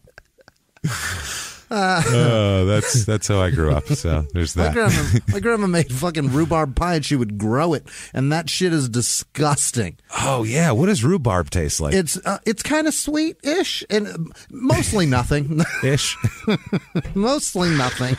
I mean, it looks like it would be sweet and good. It looks like it, but it's not that sweet. No. It's an ugly plant, and anytime I had friends over at my grandma's house, I would rush them into the inside so that they didn't look to the right and see my grandmother's rhubarb patch. It's gross. It looks awful, and it's fucking embarrassing. But at least we aren't eating the lawn. Let's say at least you grew it on purpose. It wasn't weeds that grew in the yard that we had to then pick and fucking eat for dinner. Nobody's ever said, pull the weeds, we're having a salad. That's what she would say. She'd say, "Ma Jimmy, Jesse, ma go get the chikor," and we'd be like, "Come on, no, we don't want it. We don't want salad tonight. Ma, we're eating a salad. Get the chikor." And she'd have to have a damn salad every fucking night. Goddamn yard salad. So anyway, sorry to get off on that tangent, but the police scanner just made me think of my grandmother sitting there.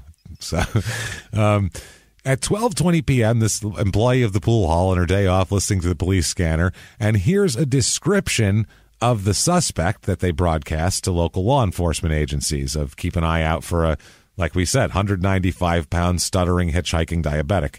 Yeah. So a quick day. It's a quick day. She takes it upon herself. Very little for this. She's got not a lot going on, I feel like, this person. She takes it upon herself to call the tavern that she works at on her day off to ask whether any customers there fit the description of that she just heard on the radio. That are there right now? Yeah, anybody in there that sound like that right now? Just checking. I don't know how many calls she was planning on making to try to track this person down. Start at work And go from there. Hey, Ma, where are you? Grocery store? Hey, let me ask you a question. Yeah. You see anybody just looking for... Ask people if they're diabetic. If they stutter, haul them in. Citizens arrest. If you see someone rush into the register with a Hershey bar in their hand going, my sugars are low, just tackle him. Knock the bar from his hand and tackle the man. And tell him to say a lot of B and D words and see how it comes out. And we'll find out if that's our guy. So she asks, and they said, no, not right now. But then 20 minutes later, she gets a call back saying that a man just walked in who did fit that description. Yeah. That guy they don't know, about 195 pounds, 6'1". That's for a cranberry juice. Yeah, well, the cranberry, too, wouldn't have been easy. So that's the cops come over there to Scott City, and he's drinking a beer. Mm-hmm. Dennis Perkins just drinking a beer, hanging out, and they come and they say they'd like to bring him in and talk to him about some stuff. When they search him, he has $77.60 in his pocket. Okay. So he's been making $15 a day for a week now. He is. So I mean, he's flush. That would be like pretty much he hasn't spent any of his money there almost. So it's it's a stretch that he'd had $77.60 in his pocket. So Scott City was about 45 miles south of Oakley. Now they go in there and he apparently had hitchhiked to Scott City from Oakley. And he said he's been working. He's been a handyman. He's been, painting rooms, and he just decided to move on. I'm a hitchhiker. This is what I do. Yeah. Where do you think I was before that? Right. Not longer than a week. That's what I fucking do. I go from sunglasses town to sunglasses town. I'm being Ray-Ban, New Mexico next week. That's how it is. Wait till you see it, boy. It's going to be something. So he says that. They said, well, we're going to take you in for questioning of a murder, considering that you were seen giving the lucky quarter away. Mm-hmm. You're our guy right now, so we're going to go ahead and talk to you. As they bring him in, the county attorney there has been 30 years with no murders. He also says that Perkins may be a suspect in a similar murder in San Jose, California. So they're looking at him for that, which if this guy did this here, this isn't the first time he's done this. No. This is the first time he was around $70 that he could have? I don't think so. So this is just back in the day, in the 70s and 80s, you could murder people and move along to the next town and nobody would fucking notice. It's unbelievable. It's wild how you could do that. There's so many unsolved murders from that time that probably could be solved now if anybody had time to go back through all of these cold cases. And were they them. so busy investigating murders in their town that they couldn't have time to cooperate with everybody? Do you know what I mean? Like, yeah, it's amazing that nobody thought of that idea in a 40-year run in America of just murders happening willy-nilly. Yeah, because that's why they always happen off of highways. There's so many murders off of highways because you can get back on the highway and you could be somewhere else real fast. Yeah, and that's what it is. Not be a suspect anymore. Yeah, that didn't used to be. You used to have to take a back road and people, well, he's on the road from here to here. We'll go get him. You know what I mean? Yeah. Like on Deadwood when they killed that family. It was like, there's only one road from here to here. It must have been you. And they killed the guy. So they go back to Mr. Harsh here and talk to him. Yeah. And they're like, so... how'd that charity work out? Yeah. How was that? Yeah. First of all, how's Barbados? Yeah. How's Shirley? Jerk chicken, I'm sure it was great. Excellent. But they say that he says that this happening could end his Good Samaritan activities. This guy could have ruined it for everybody, basically. That's what happens. Yeah. It's like in in elementary school, you have a substitute teacher and they're kind of nice, and some kids start like throwing spitballs and shit, and you're like, "Hey, chill the fuck out." The teacher's being nice. It's like that, but with murder. Right. It's one guy goes and stabs another kid, and then the teacher really makes everyone stay in their chairs after that. You know what I mean? It's a problem. And then all of a sudden, it's Dangerous Minds. It's dangerous. That's what it turns into. He says, they ask him about Perkins, and he says, quote, "All I remember is my gut feeling at the time. I should have stayed there. I take the blame for this, really. I should have been on top of it." Yeah. That's what we said, and I mean, you agree. Told a woman a man makes you uncomfortable, and then you left her with him. Keep an eye on him. But she said she was fine. That's what the deal was. She said, he's fine. I need painting done. It's going to work out just fine. I feel safe here because she feels safe at the motel. Okay. And, yeah. So, you know what? He should have said, you know what? I'm going to tell him to hold off a week till I get back. But it didn't happen. They asked her brother, what the fuck? Her brother's name is John Potterf. Potterf. What is that? Just like Pepperell. What the hell is going on over there? It's the same thing. It's a 4-letter and then Earth instead of Earl. It's the same. Holy shit. There's like a formula of name and you just replace consonants that don't go places. Wow. He said, quote, "She was a pleasant person and always worked hard. I think everybody liked her." He said that anyone who worked at the same motel as his sister could have been a murder victim. And he said that it's a bad deal with Harsh picking up those hitchhikers. Yeah, he doesn't like it. He puts it in the paper that, it's his fault that he picks up those hitchhikers, which this guy feels bad too. And Harsh said he feels like the brother probably isn't alone in his feelings, and he feels like he feels a general wave of antipathy toward him from the town for this. He said that several citizens in the community have criticized his activities over the years, and he's like, shit. He says, quote, "Now I'm really behind the 8 ball. Their predictions have come true. I'm taking this as handwriting on the wall, actually." Jesus Christ. How many cliches can he speak in? All of them, apparently. Just all of them at once, really. I'm behind the 8 ball. I'm actually taking this as handwriting on the wall. And, you fill it in with any other idioms that you might feel are appropriate for this particular. It's bound to be a bar today. Jesus. I mean, it's all right. It is what it is. Tomorrow. Is what it is, man. It's, a bird in the hand's worth 2 in the bush, and I'm just saying that's what it is now. So it's all right. That's a man that doesn't know what to say. He's just he's just locked and loaded with bullshit. Yeah, he's just like, I mean, it's just I'm just handwriting on the wall. I'm behind the 8 ball on this. He says that Perkins had expressed during, this is funny too, he says when they arrested or took Dennis in for questioning here, he was talking shit about Harsh right away, that he didn't like him and saying all this shit. Yeah. And also he says about Perkins, quote, "His feelings towards society are not too good." That's their description of Perkins. Harsh said he was talked to some of his employees, though, and they said they were shocked by what happened. They couldn't believe it. They thought they were all in this together. And Harsh said, quote, we are all basically one. When someone goes in and defiles nature and all the laws of the universe, it creates bad energies bad energies that you can't even believe. He said he planned to keep the motel closed until ministers could visit the business and perform an exorcism. So He's going to fucking sage the place? What are you doing? Not even like just cleanse it. He's going to exorcise it. Right. He wants a full-on exorcism here. Throw holy water everywhere, drag some crosses down the halls. Yeah, that's a little much, I think. And Reverend Donald McCarthy agrees at it. He's the one officiating at Alice's funeral. Mm-hmm. He says that it's rare, an exorcism, and he says, quote, "It's only used in extraordinary situations. It would probably not be done in a case like this." He did say that it's not unusual for a building to be blessed after a traumatic event, so you can do that. So finally, let's talk about this, because I've been waiting. Dennis Perkins at the police station. Yeah. Okay. They sit him down.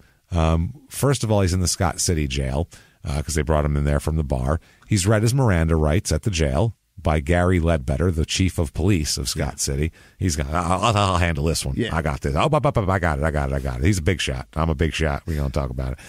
He gave Perkins a waiver form with the rights printed on it, but Perkins indicated that he couldn't read or write. Awesome. You know, when you're drifting, there's just no time to pick up a book when you're hitching. The police chief read each statement to him and asked him if he understood each right, and he replied yes to each right. And then they asked, the police chief asked Perkins if he wanted to waive his rights and talk, and he replied yes. So he showed Perkins how to mark the form and where to sign it, so all that shit. Another police officer, Greg Davis, arrived at the police station and again advised Perkins of his rights using the same procedure, and Perkins again waived his rights and agreed to talk. So there's that. And this is recorded from here.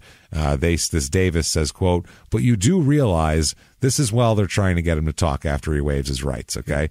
He says, "But you do realize sometimes, Dennis, that there's only so much help that people can give you, all right? And a lot of it depends on the help that you're willing to put out for yourself, right?" Yeah. So they're just trying to get him to answer questions, yes, so then he'll answer. And he says, yeah, which there's not really, not too much expansion on it, but he says, yeah. Okay. All right, that's a start. So Davis says, quote, "Just like when you mentioned to me a little while ago, and that's by getting these things out, by facing these things, that helps. That begins the first step." And Perkins says, "That's what scares me, too." So they're like, okay, that's something. We're getting somewhere. Mm-hmm. So Davis says, and this is a great quote, he says, quote, "I know it scares, partner. I know it scares, partner. Yeah. But we're here. We're here with you, all right? Yeah. So we're going to all hold hands and drive off the cliff together. We will kumbaya together. You don't have to go through it alone. I mean, the prison part, you're going to be alone there. But right now, we're with you. We're going to drop you off at the front of the jail. They can take you in there. I'll never see your ass again. You don't have to go through all the horrible shit where you recount it and then we throw you in fucking jail for it. No. We'll go through that with you. And then we're going to go home. I know. I got a wife and kids, and I'm going to eat dinner. I got a dinner plan. I got to do this again next week with another guy like you. Shit, I got to go home and pick the goddamn lawn, or my wife's going to kill me. She wants chickor salad. I don't know what the fuck she's from Italy. She's a weird bro. So we're right here with you, all right? You don't have to go through it alone. That's what I'm trying to tell you, all right? And at this point, Dennis Perkins opens up. Yeah. He goes, well, if they're here with me, I guess I will. So he starts out by saying, listen, I got a split personality. All right. Okay. This is first of all here. I got two people inside me. All right. There's Dennis. Yeah. That you're talking. Hi, Dennis. How you doing, Dennis? I'm good. I'll go paint this room. I'm a good guy. Dennis has a beard. Dennis has friends. But inside me also is the drifter. Oh, somebody put on that popping corn. Here we go. The drifter. Yeah. That's the funny. Wait till you hear this, too. The drifter. And he said that he had been, the previous night, the night before Alice died, he'd been paid for his work at the motel. And later, the drifter told him to go to Scott City because the drifter had done something bad. Hell yeah. The drifter done told me head over to Scott City because he done fucked everything up for us here. I was like, God damn it, now I got to move all my shit. Fucking drifter every goddamn time. It's at this point that the Davis turned the tape recorder off because he was like, I don't know if he's fucking with me or not. Right. So then Dennis Perkins tells Davis that he was the drifter and that it's the drifter who, quote, went into the motel office. This is crazy. He said, I went into the motel office and she was all hot and bothered for me and she wanted some. And he was going to give it to her. The drifter he's talking about. He speaks as the drifter's like another person. Mm-hmm. So he said it was all hot and bothered for him and she wanted some and he was going to give it to her. That is and he disgusting. said that's when the drifter done strangled her. You know, that works. So at this point, Mark Kendrick, the special agent for the Kansas Bureau of Investigation, and Officer Danny Shanks, they were outside the room. This is when they literally were like, we got to stop right here. They go out and get those guys and like, you got to fucking come in here. You got to see this shit. No, for real. This is no. We'll read him his rights again. It's fucking wild. Check this shit out. No. Come on, guys. Come on. You've never seen this shit before. Trust me. So they get him in there. They, again, read his Miranda rights and he waved him again. They're like, he's still going to do it. Oh my God. This is so crazy. Wait till my kids hear about this. So it's at this point that he goes, listen, all right, fine. I'll tell all y'all the truth here. This is what happened. Listen to me. I got a split personality now. Uh-huh. One of them is Dennis. Yeah. Dennis tries to do good in the world. Okay? Dennis is my good side. And the other is the drifter. Yeah. And he's evil. He's evil. That's how it works here. The corn-husking son of a bitch. He said there's two, Dennis and the drifter. Oh, wait a second. Hold on. I forgot about Bob. I got a third personality. Stop this. It's Bob. He's a game show host. It's really weird. He just comes out sometimes. I'll be walking down the street and he'll just pop up in front of someone and hand them prizes for no reason. It's very strange what he does. He's not like the drifter or, Dennis, but he just hands stuff out. He asks people, how much do you think this conditioner is at the grocery store? And if they're right, he just gives them like $5. So it's a weird personality, I understand, but that's what happens. Sometimes you're a drifter. No. Dennis and the drifter are real, but not the game show host. This is about to get loopy as fuck around here. Right. I got a fourth personality. He's just a real normal guy just trying to find stable employment and acquire health insurance, but we don't listen to him very often. I mainly listen to the drifter. Our fourth guy really hates our natural smell. That's what it is. So we just don't listen to him. He's an asshole. Oh, yeah. Shit, he ain't listen. He tells us not to murder women in a sleazy transient motel. So he says that he's got the drifter who's evil. He tells them again that on the night of December 6th, he gotten paid. He went out for drinks that night because he got paid. Hey, he said that he went back to the hotel. And in the form of the drifter, sure. At that point, he met Alice at the front door of her office. He said that, and this is really just pathetic here, he says that she was wearing a nightgown, had on no bra, probably because it was like 1 a.m. Right. You know what I mean? And she was probably how ladies going to bed. Sleep. You know, how people sleep. And was, quote, swaying her ass at him. Hold on. She's swaying, quote, swaying her ass. Yeah, apparently that's what you do. You put on a nightgown. I've never fucked a woman that wanted me to fuck her. Apparently they present to you like a lion, like a zoo animal. Like they present like a fucking mandrill. Yeah. It's just Can you smell it? If you're not, I gotta wave it at you. Try to get the wind wafting. Swaying her ass at him. He said that he started choking her with a coat hanger, as one does. Yeah. He told the officers at this point that he did have intercourse with her, but not how you think. No. Because he said that, quote, Alice, quote, did not want to give it up. So he, quote, took some anyway. Okay. Oh, my God, this guy is a fucking asshole. Then he said he, quote, strangled her like a cat. So he has strangled a bunch of cats, is what that says to me. This guy in his drifting and I would assume serial killing, basically, he's probably killed some cats in his day because I've never heard the term strangled like a cat before. It's true, yeah. I mean, I've heard beaten like a dog, which I find a weird. That is a beat bizarre, me like a dog. Yeah. Like, well, you beat dogs? Right. What the fuck are you doing? But strangled like a cat, I've never heard before. You know how you strangle cats when you're a kid all the time, right? Every cat you find, you just strangle the life out of their little bodies. You know how that goes? You know how that I've heard right? wring your neck because that's a turkey thing or a chicken thing. Yeah, you know what I mean? Ring, but that's to actually... Yeah, you spin their neck. Yeah, choke a cat, strangle a cat. strangled her like a cat. Don't know what that means.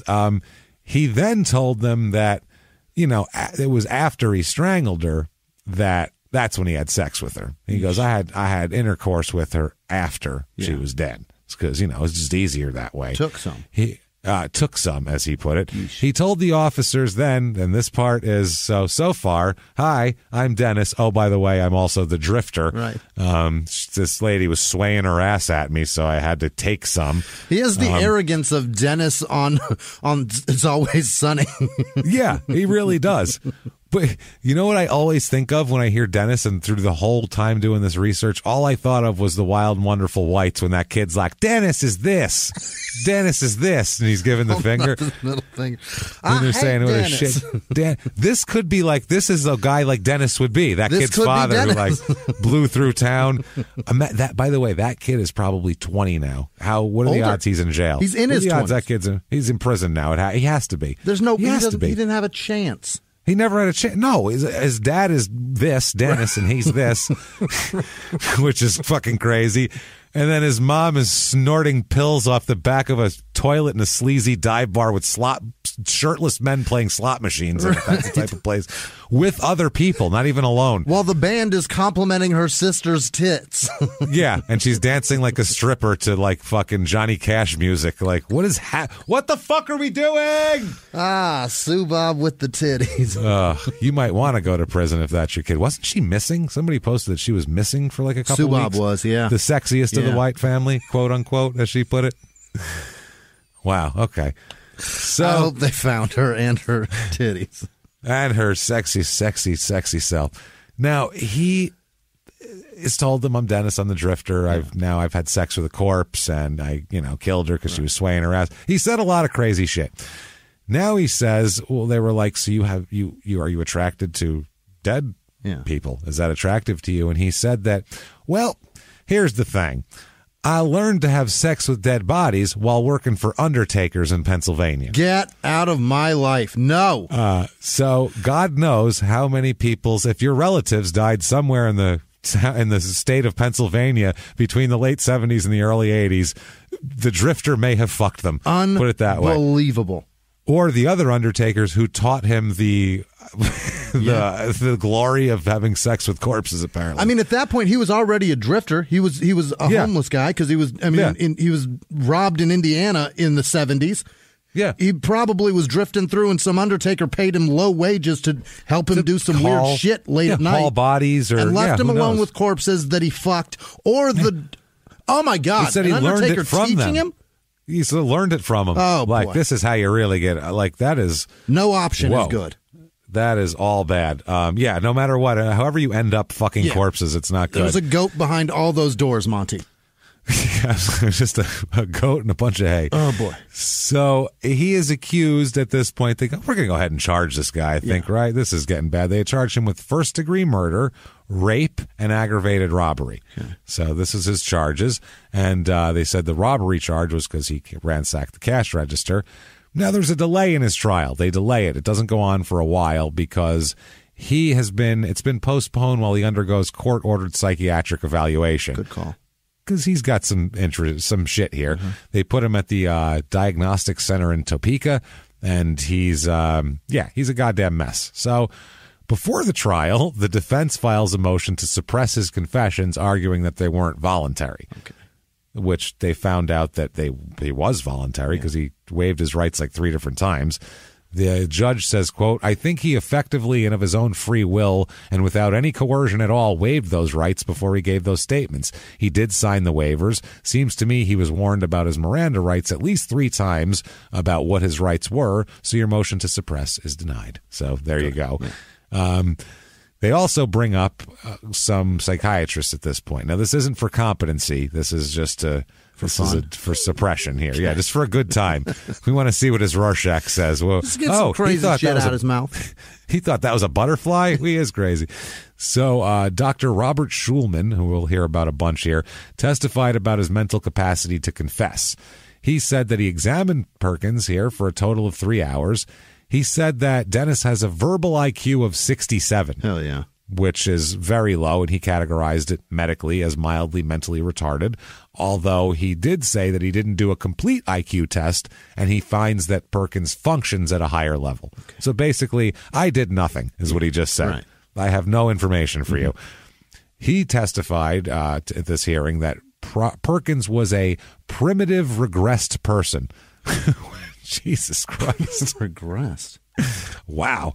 With a limited capacity to assess reality with distortions of reality. Okay. So he's a disaster, is what he said. He says that he diagnosed Perkins as being a schizophrenic, that is being split from reality rather than having true multiple personalities. Okay.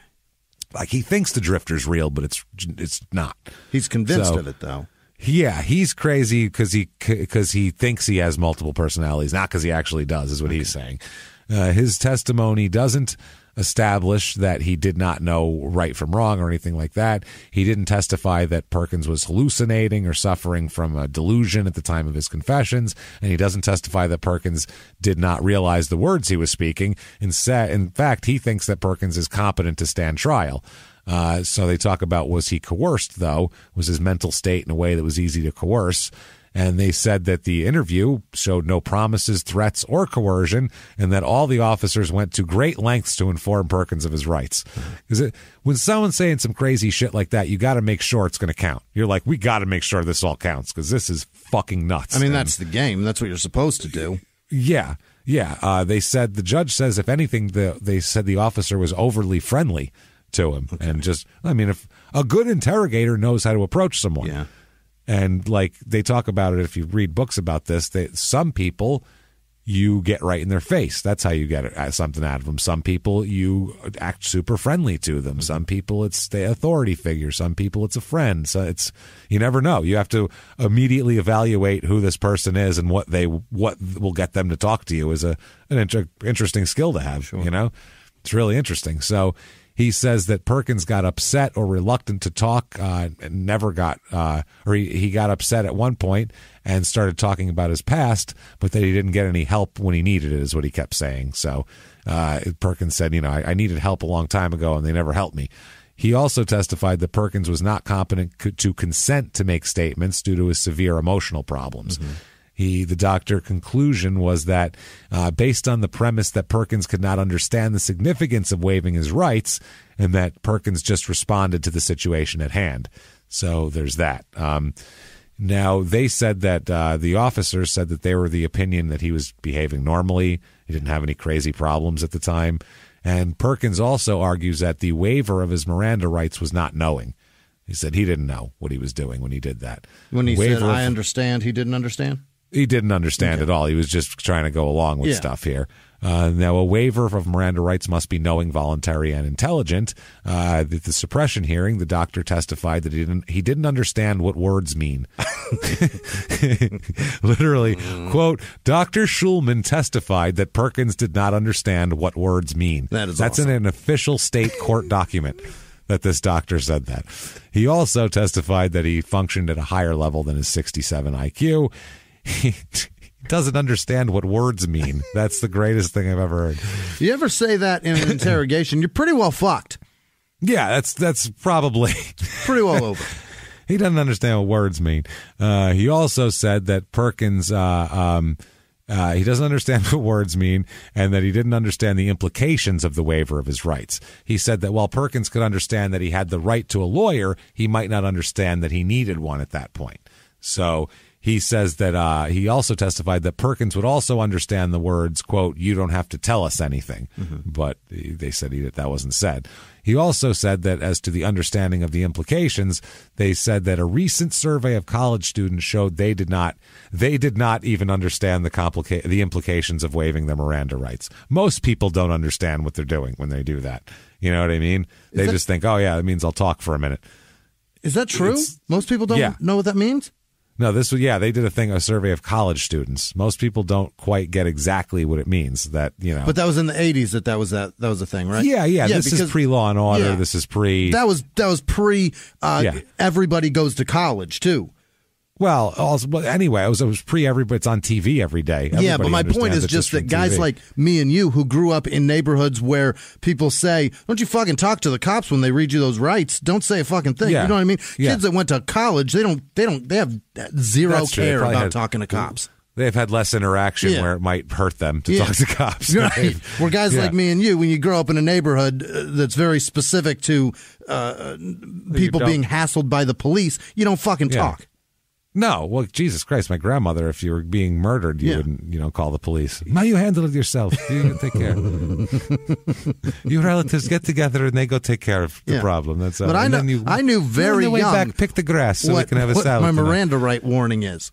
Yeah. Oh, yeah. Definitely. That's shit. Yeah. I think also it depends. If you're you're white trash, I'm Italian. You need to know your rights. Anything could happen. Anything that involves police interaction. What am I legally required to do right now? That's all I'm doing. What do I have to do? So they said understanding that one has the right to a lawyer or not to talk is enough to show a knowing and intelligent waiver of Miranda rights. To require more would void most of the waivers that have ever been signed in history, they said, basically. They said there is sufficient evidence to support the court's finding that the waiver was proper. Now, for competency, he's saying he's not competent to stand trial. Mm-hmm. He's saying that's not how it works. Now, the law says that a person is incompetent to stand trial when he is charged with a crime and because of mental illness or defect is unable to A, understand the nature and purpose of the proceedings against him, or B, make or assist in making his defense. Okay. So that's the legal definition of not competent to stand trial. In the 80s. Shit. In the 80s, in 88 right there, and pretty much still now. Is that what it is still? Pretty much, yeah, it's the same thing. Charged with a crime because of mental illness is unable to understand the nature. Basically, you have to not know that you're in court and not know what's going on. You have to be on another planet, whereas it used to be if you're mentally ill, whereas it's not what it is now. Well, that's insanity. Incompetent is just you don't know shit. Yeah, you're incompetent to stand trial because you're that dumb or that mentally ill, either one. You know what I mean? One or the other. So prior to the trial, they'd filed a motion to determine his competency to stand trial, and they considered a couple of reports here. Perkins, though, Dennis, I'm sorry, I keep saying that. It's Dennis David, it's fine. It's Dennis David. He says that the trial court found him competent to stand trial, and that's bullshit. He's like, this is ridiculous here. The first report the trial considered was by a guy named Robert Dysart, Dr. Robert Dysart. He was a psychologist. His report is inconclusive. He found Perkins to be hostile through the entire interview and said a rapport never developed. He said that Perkins displayed anger toward everyone and everything, which is what you want to show your court-appointed guy on a murder trial. He noted that Perkins seemed to have an unusually short attention span and difficulty concentrating, and he determined that Perkins had an antisocial personality disorder. When Perkins was asked about the charges against him, he replied to the doctor, quote, I'm not sure I understand it. And when asked what murder meant, do you know what murder means? He replied, quote, put him to sleep, go to sleep. So that's what he replied. In a slang term. In some circles, that's exactly what that means. That's perfect. When asked about his defenses, what are you going to do for a defense? He replied, quote, can't use no defense. I don't know what happened. That's what his reply was to the doctor. When asked by his attorney, or asked about his attorney, he rambled on about how he did not have any rights. So that's all he said. Okay. So the report concludes, quote, because of Mr. Perkins' lack of cooperation during this interview, it cannot be concluded with certainty that he's competent to stand trial. They said, though, however, based on the evidence presented, it would have to be concluded that he's not competent at this time. That's what the guy says. Another guy here, Thomas Rung, he's a psychologist. He said that Perkins exhibited no signs of psychotic disorder and that he was oriented to time, place, and identity. The report said his memory is intact and that his cognitive functioning is good. They said although his intelligence is estimated to be within the borderline range, most likely due to very limited formal education, his comprehension and communication skills are quite adequate. He is, however, considered to be very angry, hostile, manipulative, and an impulsive individual who attempts to make himself appear worse off clinically and more pathological than he actually is. So malingering is what he said, basically. Yeah, he's faking. He knows enough. Yeah. He knows enough to pretend he's nuts, and that'll help him here. So They said, though, that he's well aware of the charges against him, knowledgeable about courtroom procedures, and understood the responsibilities of a defendant in regard to working with an attorney. They said that he did understand the nature and purpose of the proceedings against him, and he should be fine. So there's that. Dr. Schulman, he says that he was suffering from schizophrenia. He's that guy. He said a paranoid type, and consequently had distortions of reality and poor judgment. He also said, in his opinion, Perkins did not understand the nature of his acts or understand whether they were right or wrong. He said that Perkins understood that if he used drugs in front of a police officer, he would be locked up. But he also said that Perkins would not have killed and raped Pepperell if a police officer had been standing there. So basically they got him to say, like, so he understands that wrong shit equals you're arrested. Why wouldn't you do that? Because you would be in trouble for it. Yes, and they basically said that defeated pretty much all of his testimony, this doctor. So I was like, okay, well, why'd you say all that shit? So the testimony, Dr. Schulman's testimony that he's legally insane was suspect also. In a written report, he said he only examined him for 3 hours and said he was legally insane, which is, a little bit much here. And the only additional research he had done was listen to a 10-minute tape of a law clerk interviewing Perkins. So he has no background at all or anything like that. So they said that the other guy, the Thomas Rung guy, said that he determined that Perkins was attempting to be faking bad profile, trying to make himself appear worse. He gave him a complete IQ test and said that his IQ total was 72. So he has a 72, which is literally, I think, Forrest Gump's exact IQ. So that's what we're dealing with here. A necrophiliac Forrest Gump, which sounds what love is, James. Disturbing. Yeah, love is whatever you find at the cemetery, apparently. Also, this guy testified that at the beginning of his jail stay, Perkins claimed that the Drifter was another personality, but then admitted that he made it up later on. And the doctor said that Perkins is a sick individual, but he said that he could understand the nature of his acts and he's fine. Another psychiatrist here said that he showed no signs of schizophrenia and there was no evidence of hallucinations or paranoid delusional process. So it's basically 50-50 with the doctors. He says that after Alice was killed, Perkins left Oakley for Scott City, an act that could easily be construed as him trying to avoid responsibility for the crime, which means he knew exactly what he was doing. So they said there is reasonable doubt or beyond a reasonable doubt that he is ready to stand trial here. So they say, yes, you have to do it. Competent to face prosecution. Now, during the trial, the defense is going for insanity. That's their strategy. Insanity defense. He's crazy, obviously. Look at him here. They said he's a schizophrenic. And they said he talked about the Drifter and strangled her like a cat and all that kind of shit. They bring all that stuff up. At one point, the prosecutors are introducing evidence, which is photos of the victim after she's dead, right? Yikes. So they're handing those out as they're being put into evidence. Some are being distributed around the jury and more are being put into evidence. And during this, Dennis objects, sort of. Right now. He has his own special objection, not based in any law or anything like that, but he gives the most impassioned courtroom speech I've ever heard in my entire life. And we're going to it's amazing.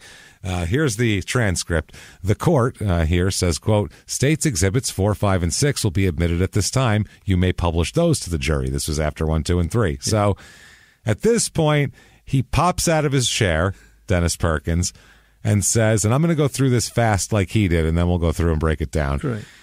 He says, quote, blow my goddamn brains out. Don't stand a fucking chance, man. I didn't choke that damn woman. I didn't rape that damn woman. I don't care what the hell you do with me. Just give me a fucking gun. I'll blow my fucking head off. You guys got the wrong man. Judge, you denied everything I had. You denied my constitutional rights for a new counselor for no reason. You violated my right. I've got rights like anybody else. I'm just a hitchhiker. I didn't kill that woman, but I seen the person that did it. But if you people don't want to fucking believe me, I am what I am. I'm a bloomin' hitchhiker. The DA man had a pleasure. He knows he's got an easy verdict to find me guilty. People, I don't really care. My ass is 6 feet under if I go back to that jail. I guarantee it. I tried it once. I tried it twice. This ain't right. This is not right. I passed into this town, and this is what I get: a kangaroo court. Y'all are worse than Louisiana. Send me back to jail, man. Send me back to jail. You violated my rights, man. I don't care no more. This is not my rights. You don't know what it's called, man, to be a hitchhiker. You people don't know what it's like living out there under a street, digging food out of a trash can. That woman was good to me. Why the hell would I want to hurt her? I feel sorry for the man that ever did this, because he's a sick puppy, and you guys won't fucking believe a word I say. I am what I am. Take it or leave it. Get me the fuck out of here, Leon. I don't give a damn no more. That's Leon's lawyer, by the way. He went hard. That is impressive. That's what he said. And the judge said, remove him from the courtroom. And he said, I don't give a damn no more. Bunch of sick motherfucking puppies you people are. And they dragged him out of court. So somebody told him that if you don't deny it like crazy, you're going to look guilty. Well, he did it like crazy, all right. He sure did. My favorite is, I am what I meant. You guys don't know what it's like out to be. You guys don't know what it's called, man, to be a hitchhiker. He's acting like that's a race of people, like he was born a hitchhiker. He can't help it. Right. I can't help it. I was hitching in my genes. It's just, we born that way, and people gonna try to come down on us for our ways, man. I was born with my thumb out. You know what I'm saying? Brought to you by Popeye. I am what I am. Came out like that. Yeah. Just thumb up, man. I got stuck halfway down the birth canal because my thumb was too big. It was too big. And when I popped out the birth canal, I didn't even hang around going one of them incubators. I just kept my thumb out, got a ride, got the fuck out of that hospital, man. I've been drifting ever since. I jumped on an incubator with another kid. That's right. I said, hey, man, you got room in that incubator for me? And we took on off out of there. So this is not my rights. Yeah. I love that. This is not my rights. What's going on here? These aren't my rights. These are your rights, Judge. Give me my rights back. I passed into this town. This is what I get: a kangaroo court. Yeah. Y'all are worse than Louisiana. What happened in Louisiana? Oh, they put people to death a lot down there that didn't do it. I'd love to know what the hell he's talking about. For a man who doesn't know shit, he's very well versed in what's happened down in Louisiana. I'm telling you. He says, I love how in one sentence he says, but you people don't want to fucking believe me. In the next sentence he says, I'm a bloomin' hitchhiker. Like, he uses a euphemism at that point, but says fuck like 14 times otherwise in the middle of open court. He tones down goddamn or fucking or anything for blooming. Motherfucking at one point, he says. So motherfucking sick puppies. Motherfucking sick puppies. I got rights like anybody else. I'm just a hitchhiker. I like the DA man had a pleasure. He knows he got an easy verdict. He had a pleasure. Oh, my God. So after this, the defense moves for a mistrial. Yeah. Based on that. Yeah. It's like, well, you can't cause a disturbance and then get a mistrial because you did that. You know what I mean? That's not, you could have avoided that by not doing it. So after the lunch break, he refused to come back into the courtroom and was crying and shaking out in the hallway while they were trying to get him into the courtroom. So they held an in-chambers conference on him, and the judge expressed the opinion that he thought Perkins was acting. He thought this was all bullshit, and that he warned Perkins that he had to behave in court, and that Perkins had asked to be taken back to jail and to let the trial proceed without him, which is what Richard Ramirez did a bunch of times in court when he was too pissed off to sit there. So they did that, and the trial proceeded in his absence. The next morning, he again moved for a mistrial and moved for another competency evaluation, and the court denied both motions. He said, this guy's acting, fuck him, get him in here, we're going to get this over with here.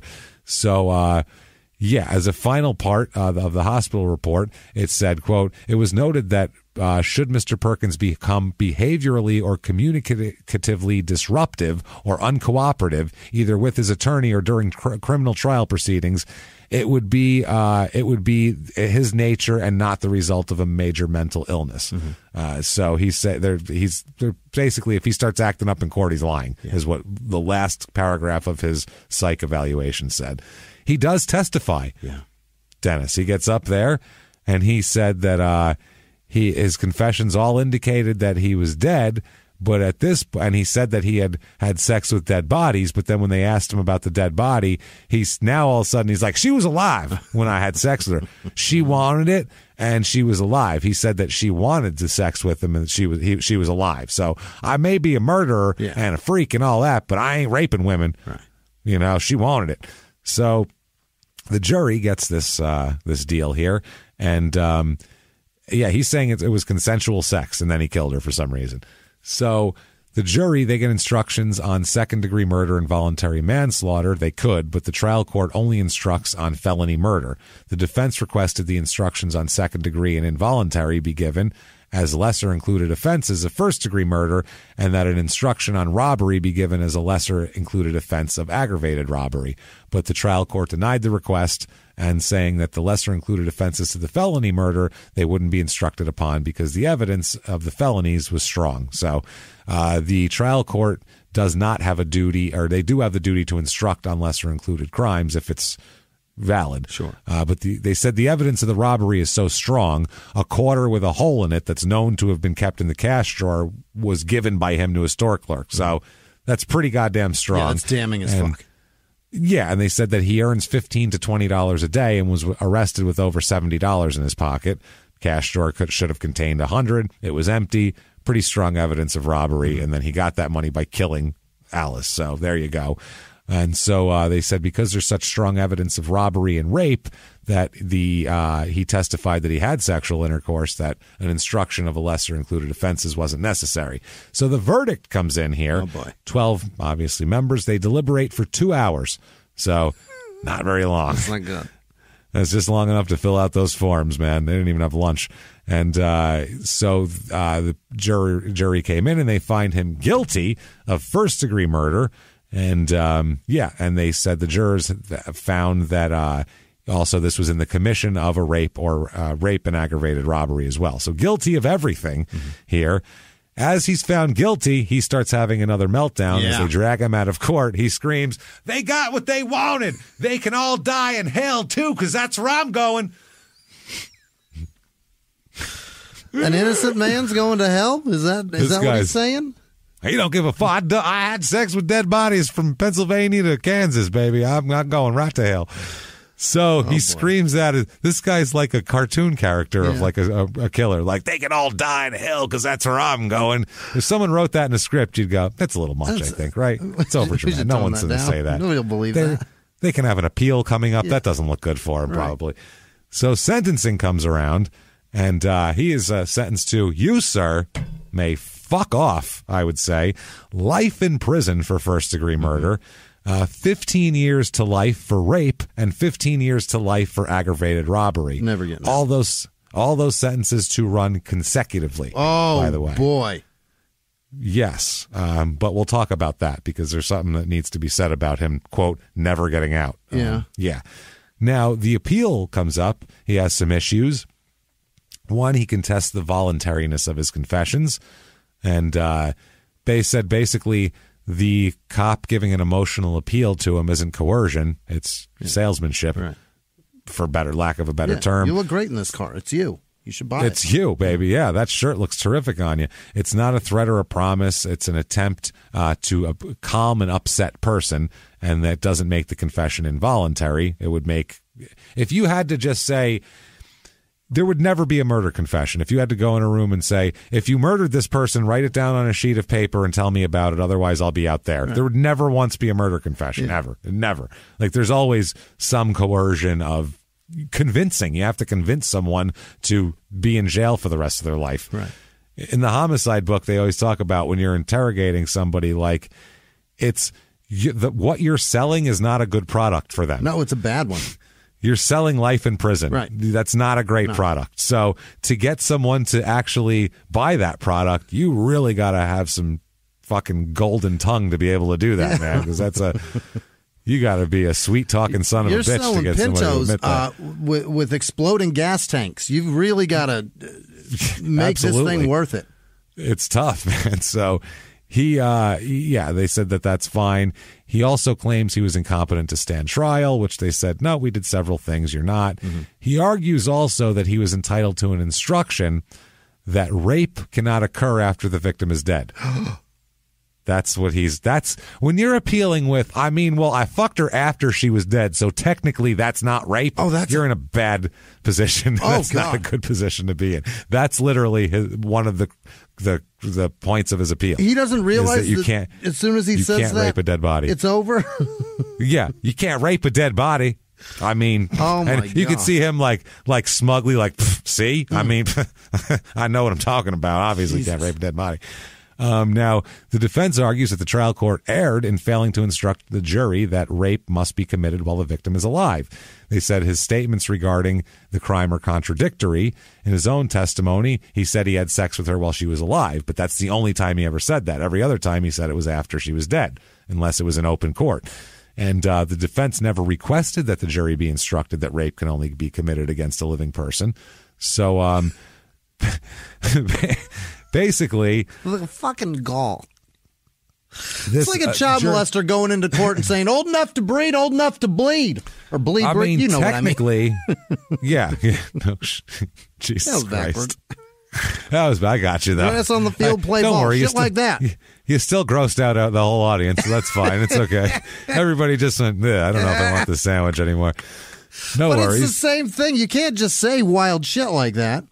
Yeah. Now, they do say jurisdictions have had problems with this. 2 jurisdictions have clearly decided that rape requires a living victim, they said. What? Two different jurisdictions.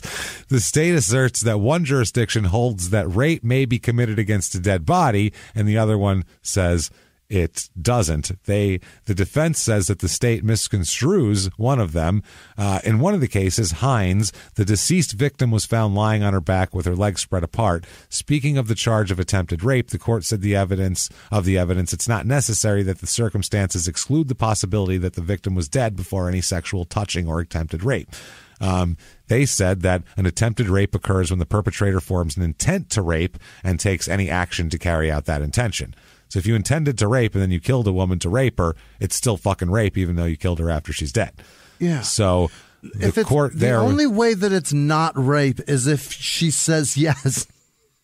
Yeah, and then even once she's dead, I think that's like she got real drunk and passed out. Right. It's over. That consent is now over with. Incapable of offering it. Yeah, you're not capable of offering it anymore. Rape every time. Now it's rape. Yeah. So another case, they said the court considered whether attempted aggravated criminal sodomy could be committed against a dead body. It's people's jobs to parse this shit, including mine, which is really fucking pretty weird, I gotta say. He said, as a starting premise, the court said that William, which is the one case, correctly argues that criminal sodomy or aggravated criminal sodomy may not be committed on a dead body.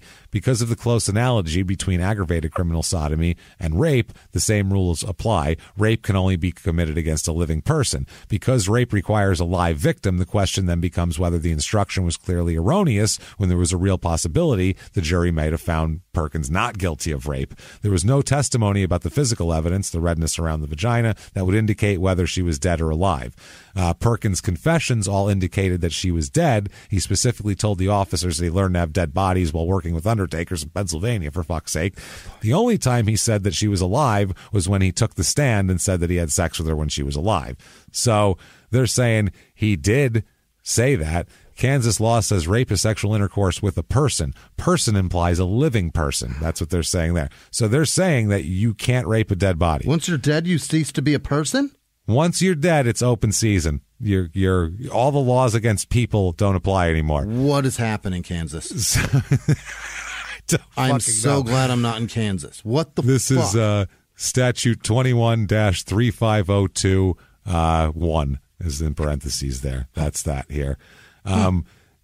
Wow, this is wild. Ooh. I mean, I don't know what I'm just. I'm blown away with it. Is there no desecration of human remains in Kansas then? What the fuck are they saying? That's not considered desecration, I guess. Yeah. I would say it is. Yeah. I mean, that's pretty gross, I would say. But they said had the request for an instruction been asked for, then the trial court should have instructed the jury that rape can't take place after the victim's dead, and it's up to you to decide when he fucked her, basically. Well, this is gross. James, in Kansas, if you stumble on a dead body and you did not kill it, you can fuck it. Yeah, that's it. Oh, you can fuck it. It's legal. What? It's legal. In terms of the words of the law, both consent and overcome by force presupposes that the victim is alive because it's implicit in the instruction given by the victim, given that the victim be alive, the instruction was not erroneous. So they said, you're fine there. He argues a mistrial should have been granted because of his conduct, which they said, no, bullshit. He also says that he should have been present during that in-chambers hearing, and they said no. Actually, the only time it says that the defendant has a right to be present at all times when the jury is present in the courtroom and whenever the trial court communicates with the jury. Uh-huh. So the things that happen legally and shit, they don't have to be there for that. That's not a mandate. It doesn't mandate that the defendant be present when the discussions concerns holding a competency hearing. Then he argues that the evidence was insufficient for the jury to find him anything other than insane of the crimes. So they're like, yeah, you're good. You're fucking no. That's some weak arguments. Some weak-ass arguments. So he goes to prison, obviously. Yeah. He's in prison. I found, since 1996, I found his disciplinary record here. Boy. 96, he violation of public orders. 2002, disobeying orders.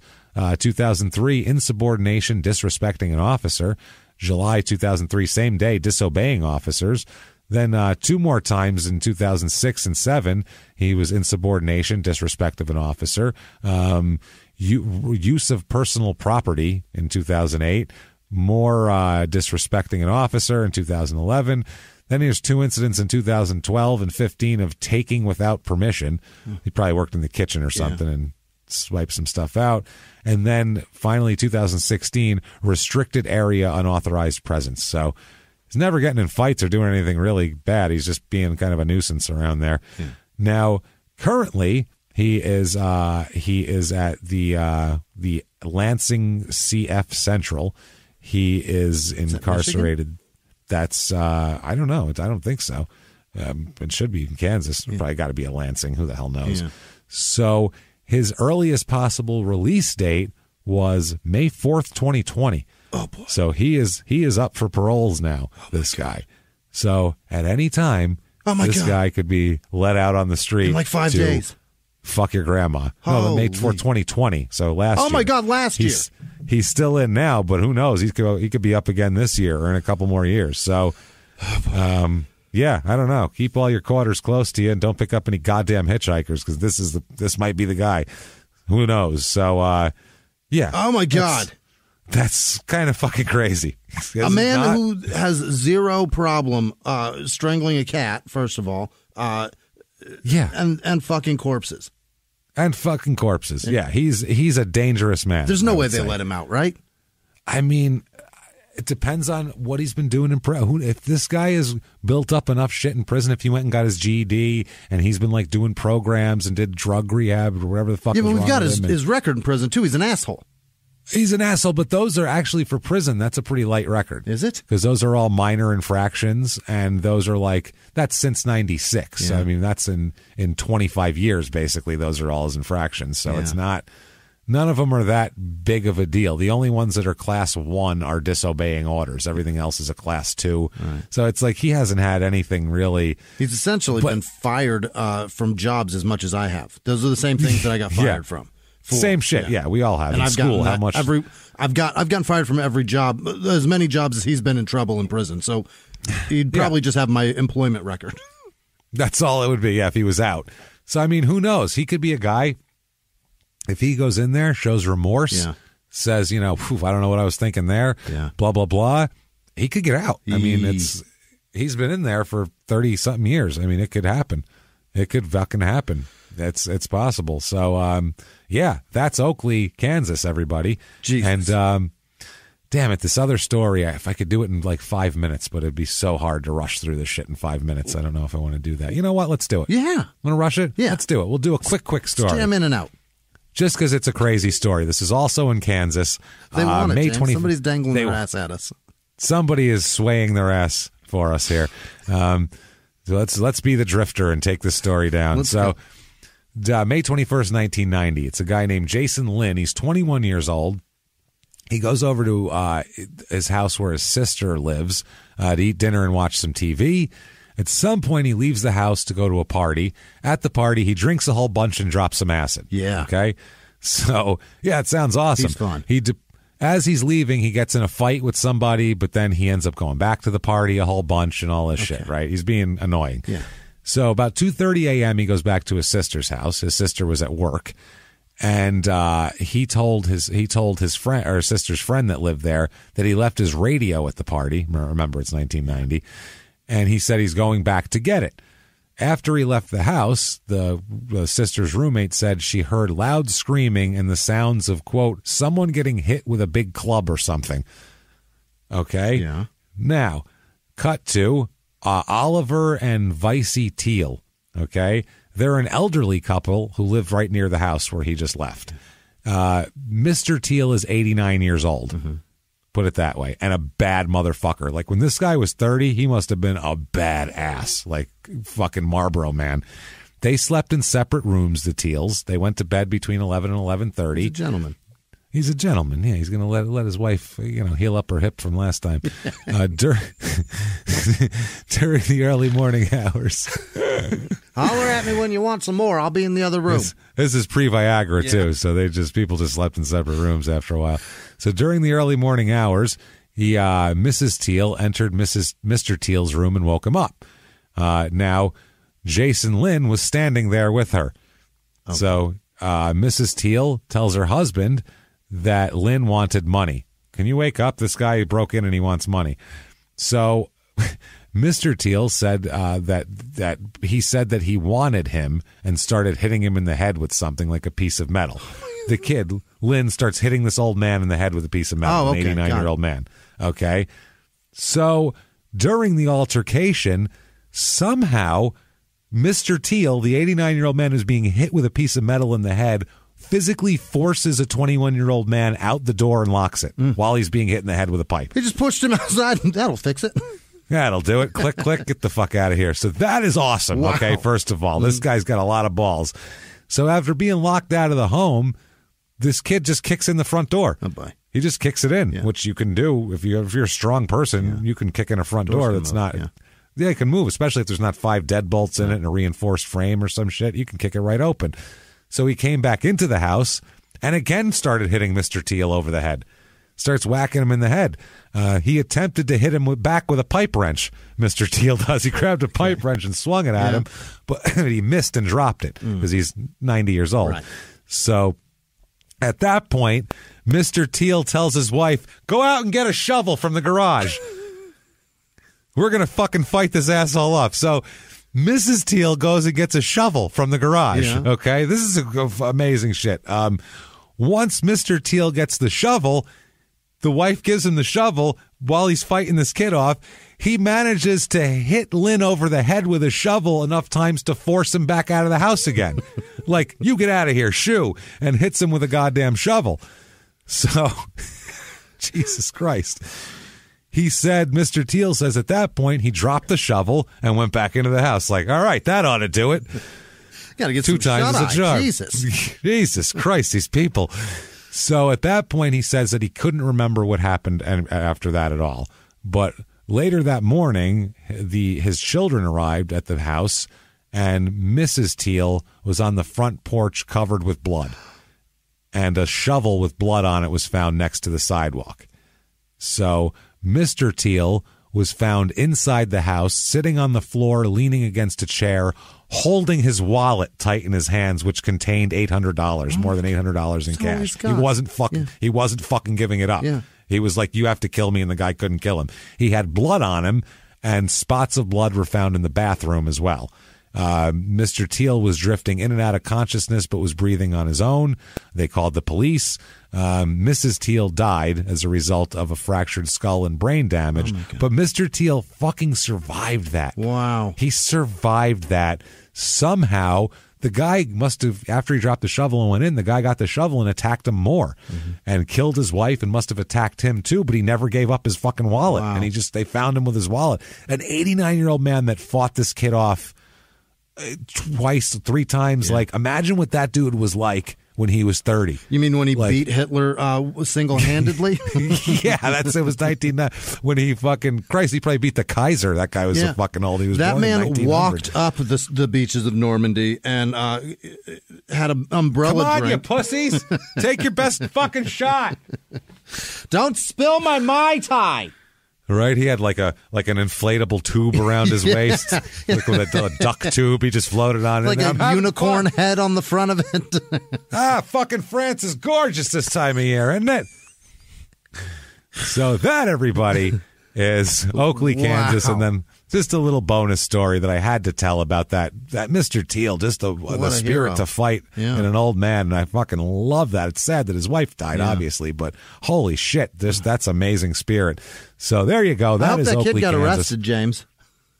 Yes, he went to prison. Okay, yeah, Lynn went to prison. That's how I found the court documents of his appeal. So. There we go. That is that. If you enjoyed that show, you got to tell us and tell the world about it. Get on Apple Podcasts. Give us 5 stars. That purple icon. Doesn't matter what you say. We don't care what you say. Tell us whether you're more of a hitchhiker or more of a drifter, because those are 2 different things. So find out. Tell us what you think about that.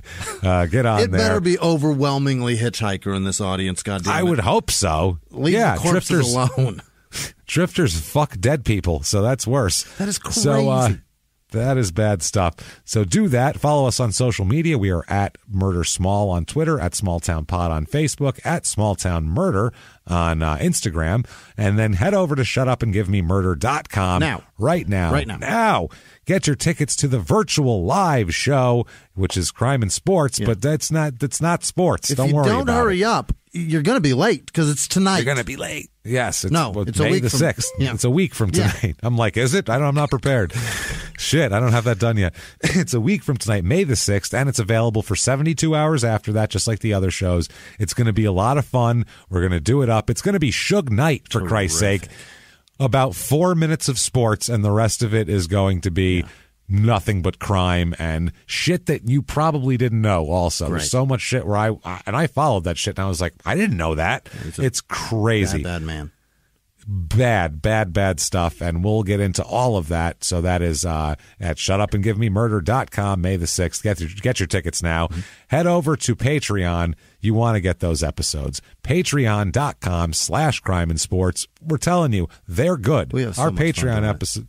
They're so much fun, and you're going to have a lot of fun hanging out. It's really good stuff, and you get 2 episodes every 2 weeks, so you get 4 episodes a month at least, and maybe more sometimes. But this week's bonus episodes are first. We're going to talk about the college admissions scandal for, mainly ensnared Lori Loughlin and Felicity Huffman and all those people.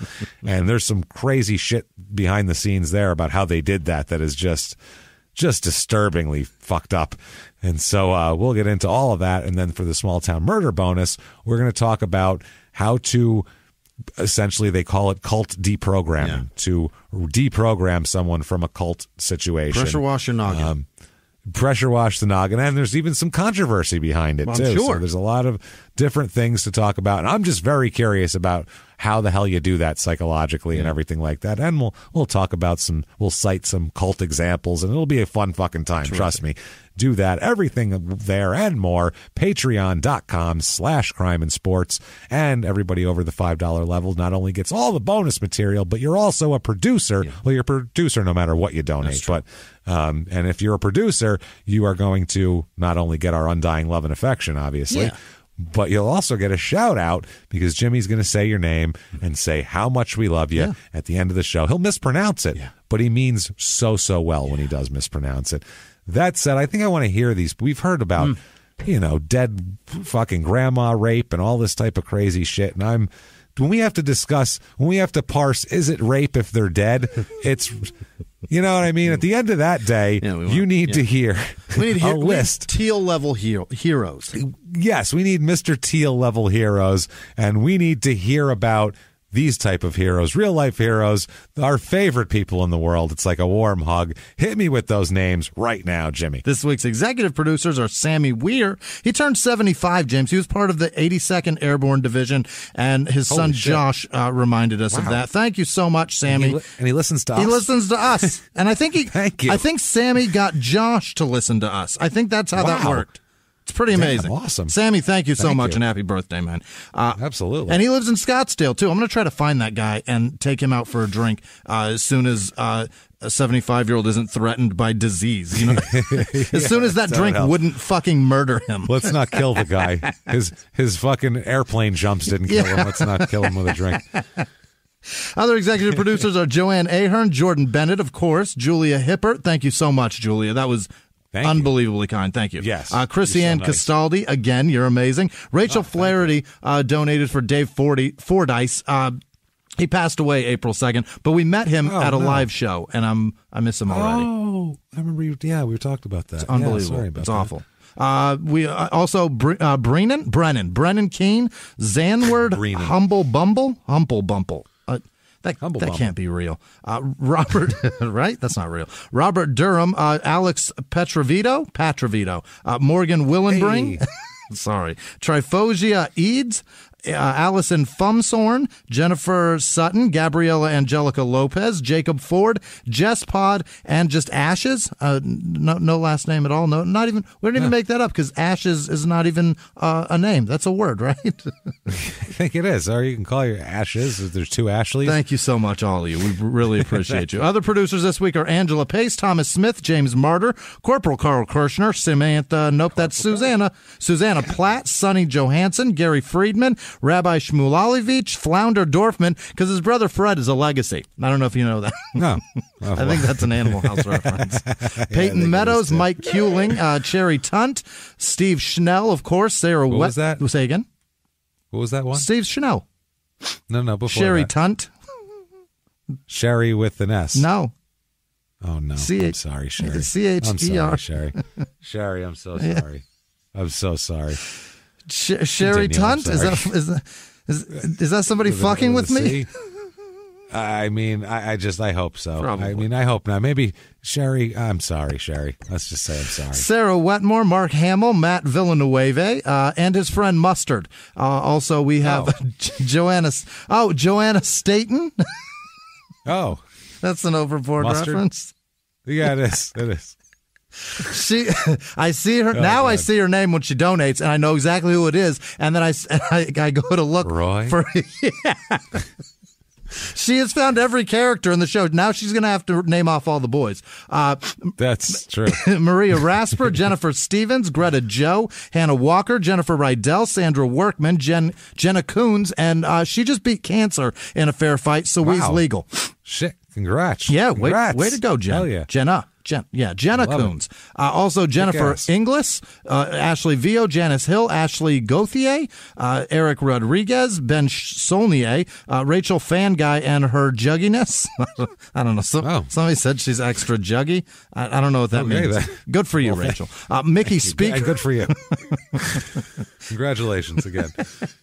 Mickey Speaker. Where did I go? Mike Moreno, Gregory Burr, Michael Luis, I think, Brianna Poland, Emily Irvin, Mandy Lebecco, Pixie De Leon, Bob Richmond, Adam Iannetti, Rachel, nope, that's Gretchen Rose, Verity Hall, Daniel Lewin, Kelsey Thomas, Andrew Jadarsky, Matt Salchuk, Abby Hegstrom, Gilliard DeFries Perez, Gillier, Dustin Van Dyke, In Our Kiwi Life with Tony and Candy.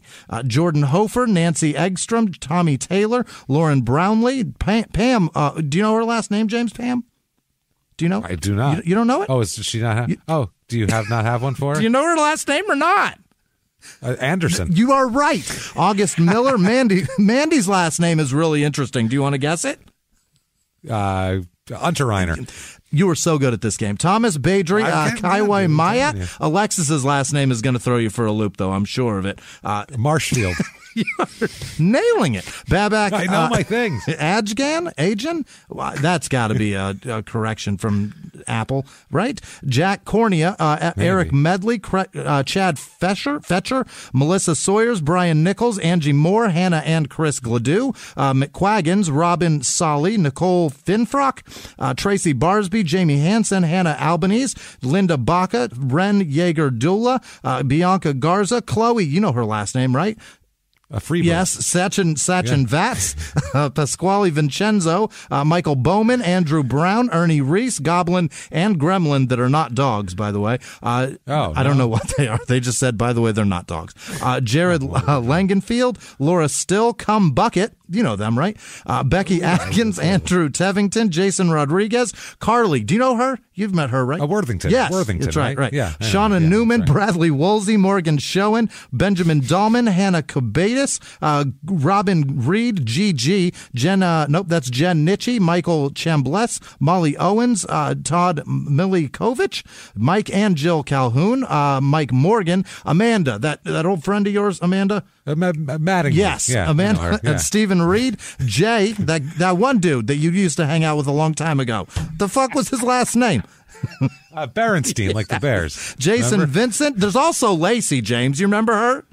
Lacey Walker. Yeah, we all know her. Kendra Mudge, Joshua Perkins, Julie Q, Cheryl June, Alexandra Tacoma, that's Tim Milazzo, James Milliken, Emily Nave, Maggie Bartolovich, Potato Trash, Ronald Stillwagon, your old friend Shelley, that girl that, you remember her, Shelley? Oh, wait, no, what was her name? Yeah, I think I remember her, Shelley, Martin. Yes, Martin. Tammy Emig, yes. Antoinette Lynch, Justin Alloway, Sarah, that girl that you married? Edwards. Yeah, we know her. Mia Mullins, Makeup with Kate, Carly Stotts, Captain Chromosome, Mary Samantha Richardson, Trenton Haglin, Tyler, from my old neighbor, Tyler. Do you remember? Yeah, McGee. Yeah, we know him. Jake Jessup, Derek Dickinson, Christy Rowland, Dwayne, the point guard from the Heat.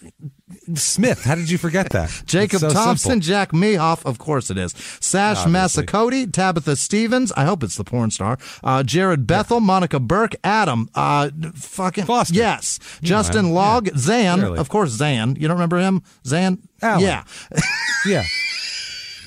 Right? Pedro also. Pedro from over at the store, Pedro. I had a Hispanic name all lined up, and his name's Pedro, so now I feel bad slapping it on him. Ruiz, yes. We know him. Mike Wetzel, Lindsay, and also... Wetzel like the pretzel? Yep.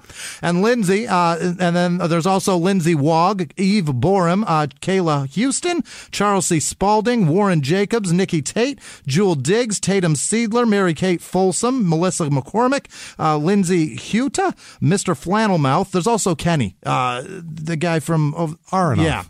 Yeah. Lillian Canderblomen. Sarah Wright, Kelsey Couts, Monica Compton, Shelby King, Nick Long, Karen Lopez Easterling, Tim Lawley, Taylor Bethards, Christy Brady, that's Bill Lindicky, Sarah Legere,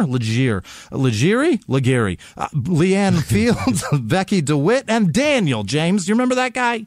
Dixon. Yes. Caitlin Earls, Maddie Garrett, Brandon Smith, Julia over there from, you remember that in that other? Cheater. Yeah, like Derek. Jen DeLong, Tom White, Cecilia also. You remember her? That she was the girl with the hair. Underton. Yes. Cassie Triggs, Brittany Towns, Silfredo Powell, Christine Buke, Ashley Milan, Kenneth Mathis, Billy Williams, Roxy Rodriguez, Steph Morgan, Adil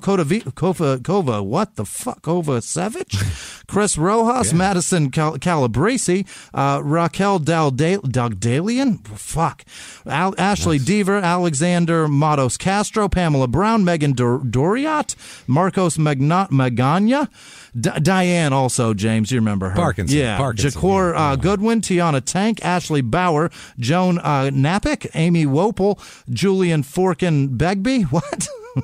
Rue Allen Church, John Mendenhall, Teresa with no last name. You remember Teresa. Esterhaus. Yeah, her. It's Esther right? House. I don't know. Do you remember that movie? It's Caddyshack. Yo, I was thinking of the bad, you are the bad Mrs. writer, Esterhaus. Oh, God. Okay. Michael Rousseau, Jesse Falk, James Kehoe, Chris Cross, Brett Brookshire, James Mole Jr., Katrina Emmerich, Carla Wiesand, Tim G, Leandro Etienne Crank, Kim Orgy, Thomas Hawkins. Also, James, there's Roy. And we're not giving him a last name because his name is what? Because he's Roy. Simone York. There's also Faith is in Keep the Rosada. That's our girl. Jenna Delorio, Kendall L. Freitz, Brett Meyer, Jamie Zitkovich, Roach, Carol Thiesens, Ciara McLam, Heather Stovall, Ben Beauchert, Marcus Richards, Paul, nope, that's Robert George, Paul West, Maine, nope, that's Wayne, Merson, Sarah Kelly, Vanessa Anderson, Holly Henderson, Cassie Shores, Matthew Olmstead, Lindsay Bates, Katie Go, Dream, Villian J., Laura Behan, Samantha Nelson, Robert Ryan, John Lawson, Siren Head, Christopher Wrights, Belinda Gray, Heather Carroll, Danielle Sherb, Allie Henley, Palmer Owens, Tracy Villancourt, Aaron Murray, Meredith Graves, Eduardo Santana, Andrea Quarangi, I think, Sylvia Concha, Brian Gilbert. There's also Justin. Of course, there's Justin. Also Rosati. Yep. Shelby Rose, Marcy Bush, Colleen Lambert, Jerry Lee. Remember that guy or girl? Jerry Lee. That is his last name. It's Lee. All right. It might be a gal. It's Jerri. Oh. That may be a gal. Oh, shit. Jameson. That guy. Jameson. You remember him? Great dude. Oh. You got to remember Jameson. Oh, Jameson Jackson. Kicked you in the thing? Yeah. Jackson. Right. Yeah, Jameson Jackson. Quinn Riley, Monica Kaluzny, Kennedy, Barozzi, Kayla Thing. Kayla Ann. Heather Adley. Brandy Mendoza, Carrie Wilhelm, and Chase Scott, and all of our patrons. You guys really make things worth it, and I have just had more fun than ever. That was great. Thank you so much, everybody. From the bottom of our hearts, we cannot thank you enough for all that you do for us, and we'll keep trying to do our best for you, and keep trying to throw down on those Patreon episodes, and we want those to be the best thing. Yeah. We want those to be like, fuck, I put that on. I just laughed the entire time. Right. It's just crazy. So that's what we're going for on those. We're thankful for you. We want you thankful for us. Yes, we want you to love those episodes. We don't want you to, I'll give them $5 because I like them, and it's right. We don't want that. We want you to go, I'm getting well more than $5 worth of funny shit here. So that's what we try to do for you. Penny donations are fine. I'll take those too. We'll take them. Don't get me wrong, but there's something in this for you is what we're trying to get at here. So what about if there's some? What if you want something in it for you, Jimmy? How would these people get a hold of you? I don't want anything in it for me. No. But thank you guys truly for the support that you guys offer, whether it be emotional, financial, listening Absolutely. Every week. We really appreciate it. Thank you so much. Where can they tell you, James, that they're so grateful? Oh, you can tell me anything over at Jimmy P is Funny. Yeah. You can find me or just look us up. You know how to look us up. Just Google the show and it'll have us on there. Be around. Copy and paste our names and they go, hey, there's your social media. You can find us and copy us and see us and keep coming back every goddamn week because we're going to keep coming back. We have some really wild cases lined up for you. It's I'm telling you, you want to listen. Keep listening the next few weeks and you're going to hear more and more and more crazy shit. We can't wait. And until next week, everybody, it's been our pleasure. Bye.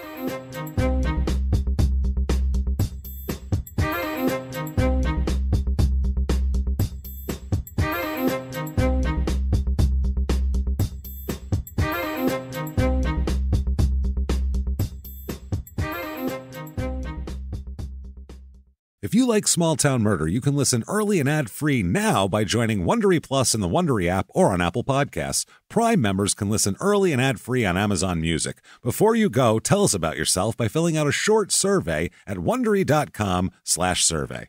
In the 1980s, a rosé swept the country. Hey, Mike, I really like this White Zinfandel. Well, good. Now put it down. We're going to try another one. White Zin became America's top-selling wine. But most don't know that this sweet drink has a sour history.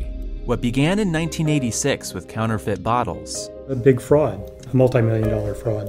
Sent investigators chasing one of the most powerful families in the business, the Licciardis. But the closer the feds got to them, the more dangerous things became. It's a story of deceit. At the time, I was paranoid. Threats. You touch my kids, I will kill you. And murder. With a .22 caliber bullet to the head. What started with a scheme to mislabel wine spilled into a blood-soaked battle for succession. Welcome to Bloodvines. You can binge listen to Bloodvines exclusively and ad-free on Wondery Plus. Join Wondery Plus in the Wondery app, Apple Podcasts, or Spotify.